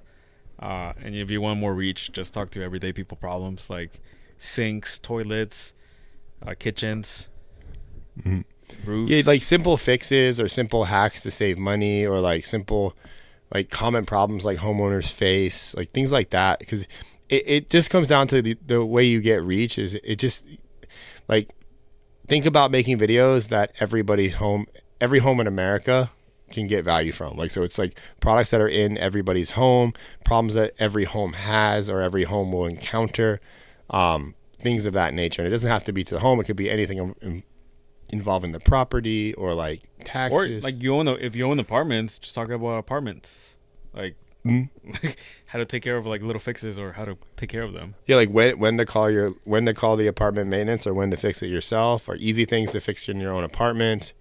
Like, you know, dorm room. You can talk about dorm room stuff because then you hit the college market. Or like how often to fix things. Like the AC things, like they're all dusty for everybody. Like how often should I replace that before it becomes toxic? I don't think people people don't replace those. Exactly why. You need to. I mean, I do now that I own a house, but I like in the apartments and the condos I live in, I was like, fuck that thing. That thing's dirty. I gotta walk that thing to the street. I ain't gonna do that. Even like the AC filter in your car, like nobody fixes that shit. Man, you had to bring up. I'm upset about my AC right now. Like I literally had my car for a weekend, like 4 days. I get my AC back to get it fixed, and still not. It's not strong. It's just like kind of chilly now. It's not cold. It's not like working AC. Let's see. So Taylor, 15K. Let's check it out. He makes it. Yours are more cinematic, bro. I love them.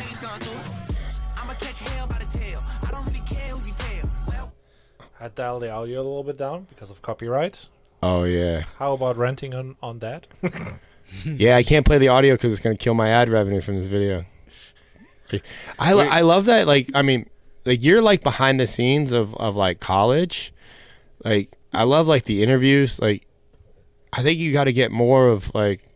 And the camera works just clean. Yeah, this is clean. Well, if it's you can give me the audio back now. Yeah, okay.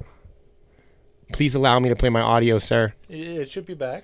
Texas A&M. I got 3 homeboys that play for Florida State: Ja'Kai Douglas, Jamie, and Keon Coleman. So that's gonna be pretty lit to play against them. They from my area. And Texas A&M, I just got a point to prove because last year I dropped 2 balls that I should have caught. But I'm coming for them. I would have gone in on that, man. You need to like, what's it like dropping a game-winning pass? How's that feel? Like, how do you recover from that? Like, what's that like? I think you got to get more personal with these questions. I don't know if you can though. I know you're doing work for the team, but I would go deep on like college athlete life, not so much. I mean, I'm assuming you have to do the highlight reels for their social media and things of that nature. Like, what's your deal with them? How does that like? What are you structured there? If you don't mind sharing, like what do you actually do for like LSU? It is LSU, right? It was LSU. You gotta wait for the lag. I gotta keep talking. So what is your approach actually with like cinematic content? Because he's doing like clearly like cinematic content, but it's not like, you know. I mean, well, he's probably. I mean, I'm assuming he works with the school, so like that's probably contractual, and like they want that for their social media, and on like stuff like that, it makes sense. Like personal like cinematic content is really hard to get the views that you're looking for because every video is based on cool factor. It's like how cool can I make this video, or how, and then you're limited by like cool locations, cool shots. So it's like you can only do so much with that. That's why I always lean on like obviously education. But with the fact that you have access to the athletes, like if you can ask them like more personal questions, like stuff like that, like, you know, I think that's what more people want. Oh, sorry, it was LSU, right? I'm not affiliated with it. Okay, so yeah, I mean, I know you do like, but with the interviewing of the athletes, like, I mean, you can ask them so many more questions. If like, can you like, do you have that ability? Like, because athletes live a life that like people want to know more about. Switch. Huh? Switch. Oh, we're just on the stream house. My bad. You can say it normally. You don't have to. Yeah, just tell me, Ryan. Put it back to the Instagram. I'm like, what are you talking about? Why are you whispering at me? I'm in your ear. This is ASMR. We're watching Instagram. Yeah, did you had ever like ASMR like clients or something like that? Nah, man, that's just weird. Have we been approached? I don't get it. It's just not. Oh, 96K. This is a good one. Big Music. Let's go. Okay, play it. Mood. Look, he's like, come fucking me. I'm gonna run over your ass. It's a good shot, man. These cameras are insane. Like, I love like the cinematic work like that you see in like college now, like in the like from a camera standpoint. You could also make videos about the cameras that are used to like live stream and stuff from the football games, and like, you know, behind the scenes, like with the video guys. Like, I don't know, just I feel like that's just an underserved world that people are interested in, and you kind of are the behind the scenes here because you're obviously doing photos and stuff. Like, ooh. Oh, I love this. He jumped. I seen this video.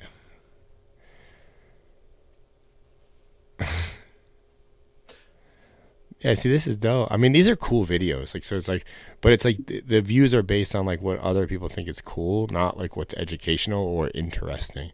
But you are pulling some views, man. 75K. That one had 100K. Like, you're getting some to pop off. I just think, like, do you have the ability to talk to them more? See, I was hired by a law firm in Baton Rouge, and we do NIL work to aim to humanize them. Went to depot a lot of them. A few surface levels to keep it light. The players do deals with brand awareness. Let's see, I enjoy. You're right. I'm able to build a relationship. Yeah, like, I mean, I just like. There's so much. I mean, I would hone in on the. I mean, I'm trying to get one of our clients, my friend Chris Barnard. Like, he has access to so many like pro athletes. I just want him to interview them. I'm like, please ask them about what it's like being a sports star, like all this stuff, like, and he's going to start. He's going to start. Hopefully, he's been going slow. It's like just asking everybody, what car do you drive? Yeah. Oh, I'm on the wrong screen again. Sorry, guys. Keep doing this. Everyone's check out my stream house, dog. You don't have control of that back there? I can take it over, but then he cannot easily share the stuff. I can change. Fitz, you can't take my controls. I can if you want to, but I was not sure how much power you want to have. I know. The adapter. Fitzy's like, I'm gonna silence you. I'm gonna silence you. I am the government. Yeah, I actually talked to here in our office space. There's some guys that do camera work for the NFL and like other big sporting events like that too, and they said that they are trying to innovate, but like they have a lot of constraints from just the league and just corporate. So if you're able to like get more personal, like you're, I would push the boundaries, bro. Just get the videos and ask. And like they literally said the employees are bored. Damn. Like they're not innovating fast enough. Yeah, I mean, thank you for that, Taylor. Like, what is my pivot now? What do you see as my pivot, Taylor Technique? He gave me a good compliment. Is it Taylor? Is that your real name, or is it like Taylor Technique? Like, I'm assuming we're on his Instagram right now. Did it say his name? I only know him as Taylor Technique because I see his name pop up a lot. I would assume it does. Luis is looking. My researcher. It is Taylor O'Brien. Taylor. Okay, cool. Got it.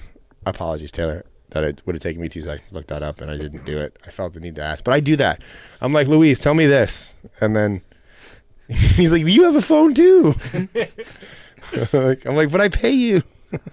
What was the other thing? Like he can't post on Instagram stories. Like he just doesn't know how to. I do know how. I just don't. Like, I'm like looking at him like, hey, Luis, we need to do a story slide to promote the live. I could do it. Or I think last time he was like, "Can you do the thing with the buttons, and like a poll?" You like when you outsource a lot of it, like as far as to like you don't want to do anything. I'm like, man, I don't want to do that. I just want to like command.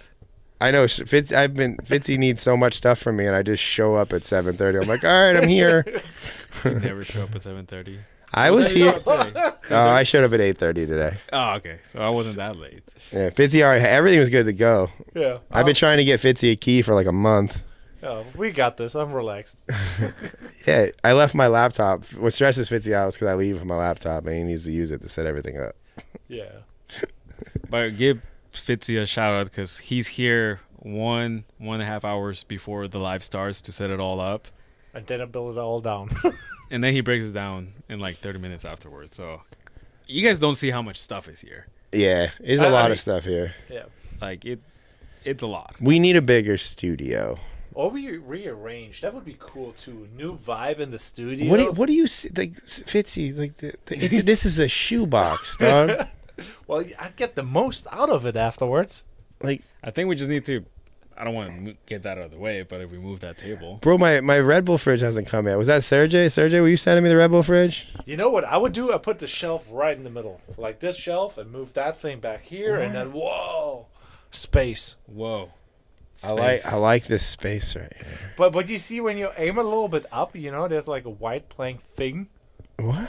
What are you talking about? What are you talking about? Yeah, look next to the palm tree, that white spot, that patchy black thing. The one of them fell. What? Well, because that I didn't. There's the gaps. That shit don't matter. Chat, I need some feedback on this. Yeah, so you got a shout out, Fitzy. I take it. Like.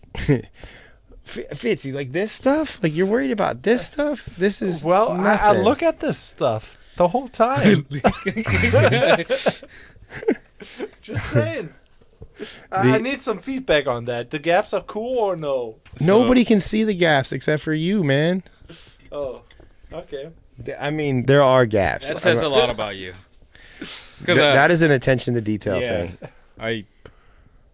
We'll rewind back to me setting up the studio when Luis just watched me do it for 2 weeks and didn't help at all. I the foam. I let it breathe. Expand. If I didn't do that, these will be all like tiny. That was why that there's gaps, is because I unboxed the foam and I just immediately stuck it on the wall and they expanded and shrunk, and you're supposed to leave them out for 24 hours before you install them. I did not, which is why there are gaps all over. Like all of the other ones down there are better, right? Yeah, they're actually pretty good. Well, also I got better at installing them. You started with like the main one that's going to be in the videos. Let's screw that one up. Barry's like, I can't unnotice it now. Thanks, Fitz. Thanks, Fitzy. Gaps are not cool. I think they're cool, man. Character. It's that level of imperfection. That's the way I look at it. It can't be perfect all the time. Yikes. But no, the day after I noticed every gap and I was like, but you can't, these things are not easy to peel off either. Yeah, they'll leave a mark. I would just spray paint them between with black. He tried. There's Sharpie here. I tried to color it in with a Sharpie and I gave up. He literally had this like light bulb on top of him. He's like, dude, I'm like coloring between all the lines. Yeah. I was like, Grant was thinking the same thing here. Maybe I'll do that. It was not a good Fitzy, start. do you want to do that? Can you come in and do that? I don't want to. Sure. You got some spray paint somewhere? Spray paint might be better. I'm helpless. Please do it for me. We got you. Oh, man. Oh. And we had a question about the font. What font do you guys I don't use? even know. Montserrat, I think. It's Montserrat Black or Black. The bold font. Are we still using the bold font? I am. Classic. Yeah. Despite what people may, I haven't edited a video in a long time, so I apologize. Yeah, he doesn't even know what the subtitles are called. He's like, can you add the words to the video? No, I'm just kidding. You're lying. I don't know. That's just black electrical tape. But I got to peel it. I have electrical tape, but it's like the spray paint is probably the best option. Yeah. Until you have to remove it. It's not a big deal. Yeah, it's character. We just put the shelf in front of it, then we can highlight all the cool books that you have, because you got some bangers there. I have a Kindle that's never been used up there. Oh. Yeah, the bold font. I'm still a big fan of the bold font. That's my OG font. Yeah, he discovered that one, and it just looks good. It's so easy to read it. It's just easy to read. It's hard to beat. It's just not like. It is what it is. Like with the Monster Out Black, that was Sav. Sav found that one. Were you using another one before? Me? Like before the Vault Funds? I used a couple different ones, but none of them were. Thank you, Influencer Overnight. I appreciate that. I appreciate the heckling. It's all good. Like, did I do it again? No. I was just like, it's not good in my eyes, but I'm just kidding. It's not that bad. It bothers Fitzy. It bothers Fitzy. I just like that's the empty space. We need like a cool logo there. So I'm betting on that attention neon sign. We're gonna get it. The show. This is the show, and it's going to be called the Attention Show. Just like the event is going to be called the Attention Summit. I got to get a logo on 99 Designs. I got to get that going. Yeah. Like, and then we'll do that, and that's the name, because it's all about getting attention. Everything we talk about is about getting attention. We were going to call it, I was torn between attention and controversial, but I figured controversial might lean me more towards the political side. I don't really want to go there. Monster Out is annoying because you have to capitalize there. But yeah, the bold font's already. Yeah, I experienced that too. It is annoying, but it does look clean though. Bold fonts is shit, but it's highly used. It's been copied and copied and copied again, but it don't matter. They don't know how to use the shadow properly. You are right. They don't know how to do the drop shadow properly. It's all about the drop shadow. Like Lily, that makes the captions look cheap or premium. Like how you do the shadow. We have a secret hack because me and Luis don't know how to use Premiere Pro. No, but even on Premiere, like there's a way to like the settings, like to optimize them. Yeah, you gotta have a good drop shadow if you're doing captions. Oh, there we go. What? What are you reading, Fitz? I was just like coming out here. We don't know Premiere Pro. Yeah. I'm like, here we go. Hey, it just shows that you don't need Premiere Pro to be a good video editor. Yeah. Nah. Also, you guys are on a different level now. It's like, yeah. Yeah, you don't. I mean, if you edit now, it's a waste of money. I still rather cut everything in ScreenFlow first, and then if I want the auto captions, I'll run it through Premiere. I just think ScreenFlow is faster. I think for these videos, like short videos, it's all about speed and efficiency. Like Premiere Pro is complicated. It's slow. It crashes. It's too many options. Okay, amen to that. To the crashes. What's that? I give an amen to that. Like, yeah, it crashes a lot. Yeah, it does. Like, oh, Brandon tried to send a super chat. It's not going through? I don't know. Did we? It should go through. Fitzy. Well, it's not me. We're always allowing super chats. Yeah. Yeah, I mean, I don't know why I wouldn't be on. I mean, we can look at it after. It's not a big deal, man. I appreciate the support, Brandon. There's something on top here. What? Yeah. Is it because I haven't activated? Is it stopping it because they mail you something in the mail and I think I threw it away. The code. You think. I think I threw it away. Dude, mail, like snail mail is like, who uses that? Mail. Who even deals with that anymore? Like, drop shot and stroke. I tell my guys mimic Ryan's reels and now memorize King Keto. Yeah, I mean, it's all pretty much the same. Uh-oh, somebody retracted their message. No. Secrets. Oh, we got a high score actually. Like we're streaming and it's 0 o'clock. It's midnight. We got a high score? What do you say? Yeah, we never stream till midnight. We've done the last like 3 weeks. No. Yeah. We kind of quit beforehand, or? Oh, this is 3 hours. 3 hours. I'm trying to get on. Has it been 3? Yeah. Oh, yeah. Yeah, 3 hours just talking. Yeah. Shout out to all the people watching us. You are the G's. Yeah, I do appreciate everybody showing up because this is it's awesome to have an engaged chat and talk to people and good questions. It was good questions tonight, and I am in full transparency. I don't just want to talk about editing the whole time because I am trying to branch out the stream because I want it to be a little more mainstream. So that's the. Also, we gotta celebrate that since we started to get monetized on the channel in June, we made $8. In July, we made 347. This month, we made 354. That's not including the super chats, but estimated revenue is like $1,300 so far. The channel's made $1,000. Yeah, Taylor, Fitzy, you can answer this question better than I can. How do these lives on YouTube work for y'all? Are they posted and count as watch time? Yes, they're actually being counted as watch time, and they're really good to like get your certification. Like, because in the beginning you need like 4,000 watch hours, but it's really hard to get all those viewers. So live streaming is like a cheat tool for that, for the beginners. Yeah, and like my plan with live stream is just more because it's harder to do than a actual podcast.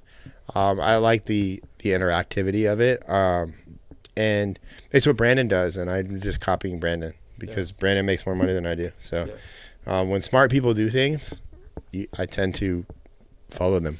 Just learn. Actually, check your phone. Like, Money Kitchen is saying something about a fridge. Yeah, he texted me.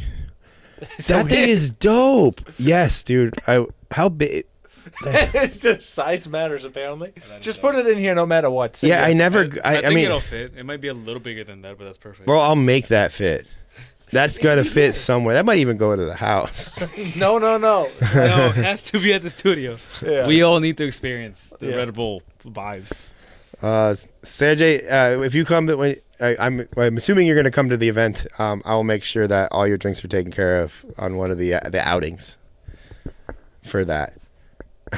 Taylor, this whole live was worth it, and that was serious game. I tend to follow you for that reason, Ryan. I know how this. Oh, thank you so much, man. I appreciate that, Taylor.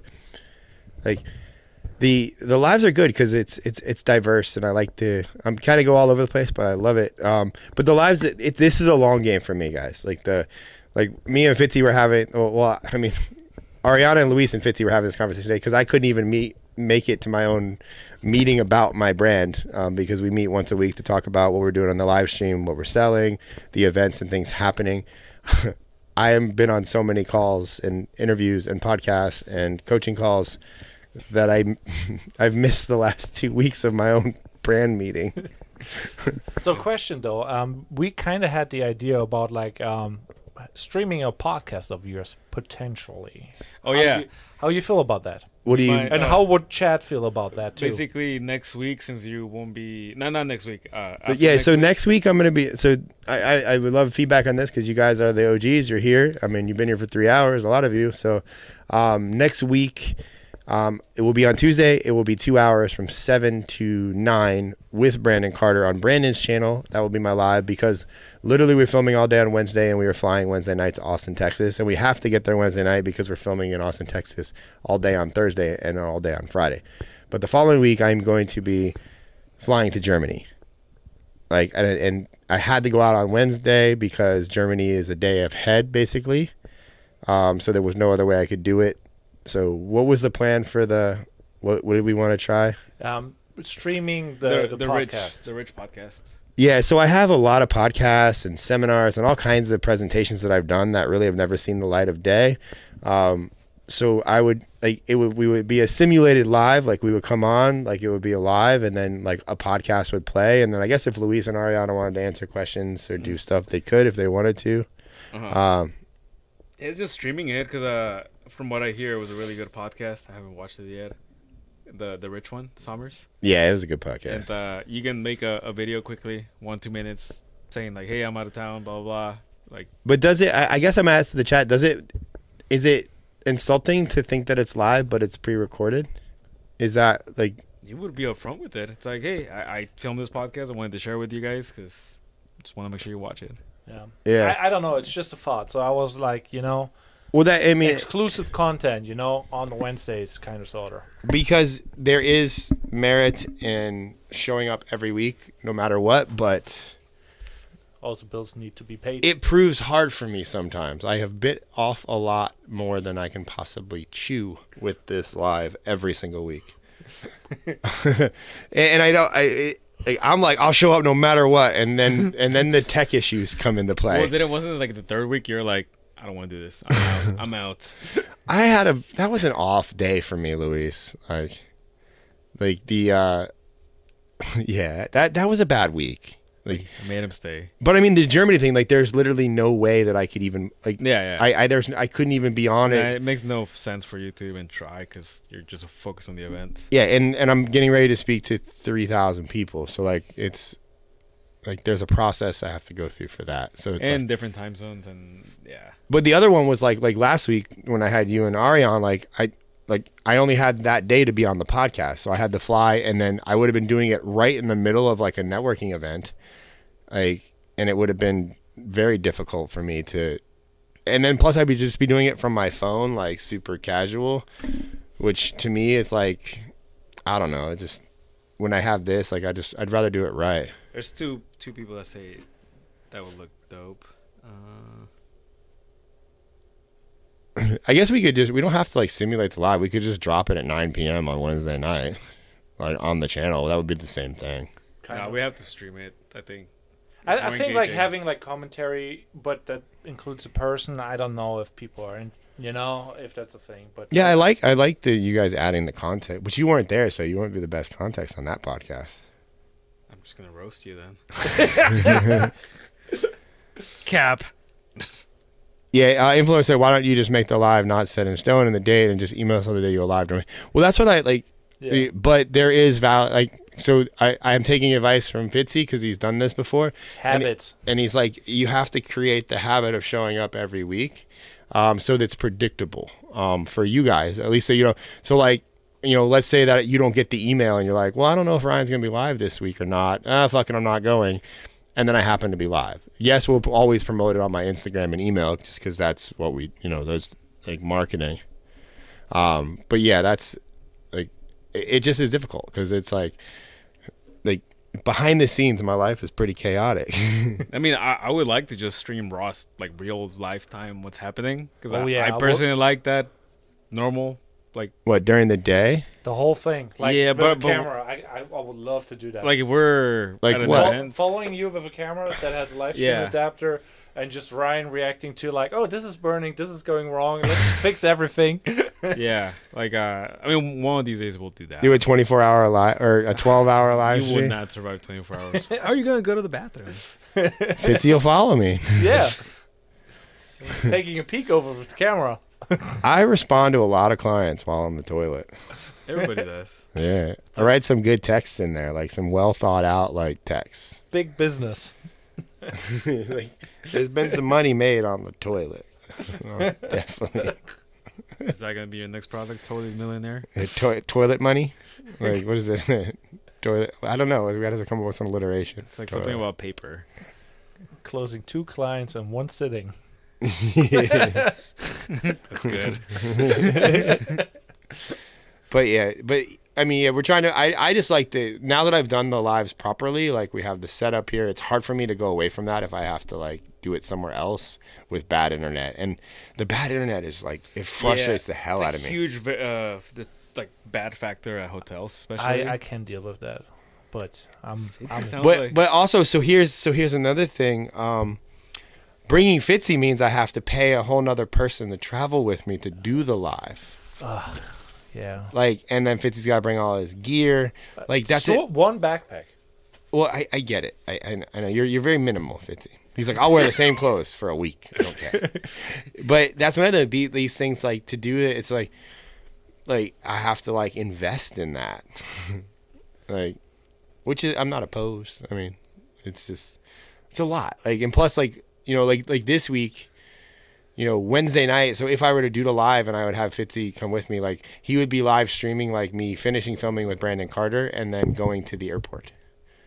Like, and like, I don't know. I haven't even bought our flights yet. So I don't even know what time the flights would be. Didn't you tell her you're going to buy them today? I bought the flight to Miami today. Oh, okay.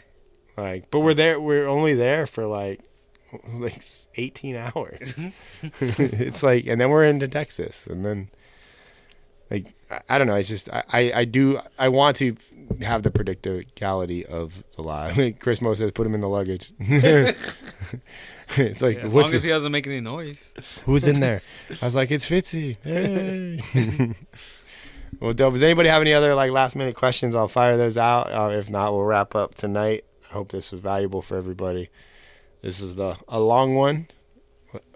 I'm gonna be on like 1 a.m. eventually. We also could move it forward. Yeah. Do you guys like the? I guess yeah. Do you guys like the 9 p.m. time, or should I move it up? Like, what's the consensus on that? Your data shows like 3 till 8 is the busiest. I just don't believe that. I know. I'm just like seeing the bright purple, and that's good, and then less purple in the evenings. But I get the logic. I mean, I don't. I'm not opposed. I just like TikTok will tell you when the like. You know, well, somebody asked if why not going live on TikTok. I'm only going live on YouTube because I want to direct the attention to YouTube from my other platforms, because YouTube is a focus for me right now. 2 people said it's a good time at 9. Yeah, but in contrast, I would like to go live on all the platforms at the same time. Yeah, I would love that too, because then we can do only Q&A on YouTube, and if they want to have a question, go onto YouTube. All right, so we'll do it. Not this time, because I'm obviously... Because right here we can set it up with just 2 phones on the side. Or we can run it over OBS. You don't have to need it. You don't need a phone. Well, we should stream me and Brandon live on TikTok, like Do it with next the phone? week. Yeah, with the phone. Yeah, that would be good. Like, obviously we can't do it on YouTube. Could be both phones, like one for his account, one for you. Oh yeah, we could. Yeah, we'll do that next. We'll do that Tuesday. But then the German, maybe I'll go live next. I'll do Tuesday the next 2 weeks, so I can do the live here before I leave for Germany, and we can go live on TikTok too.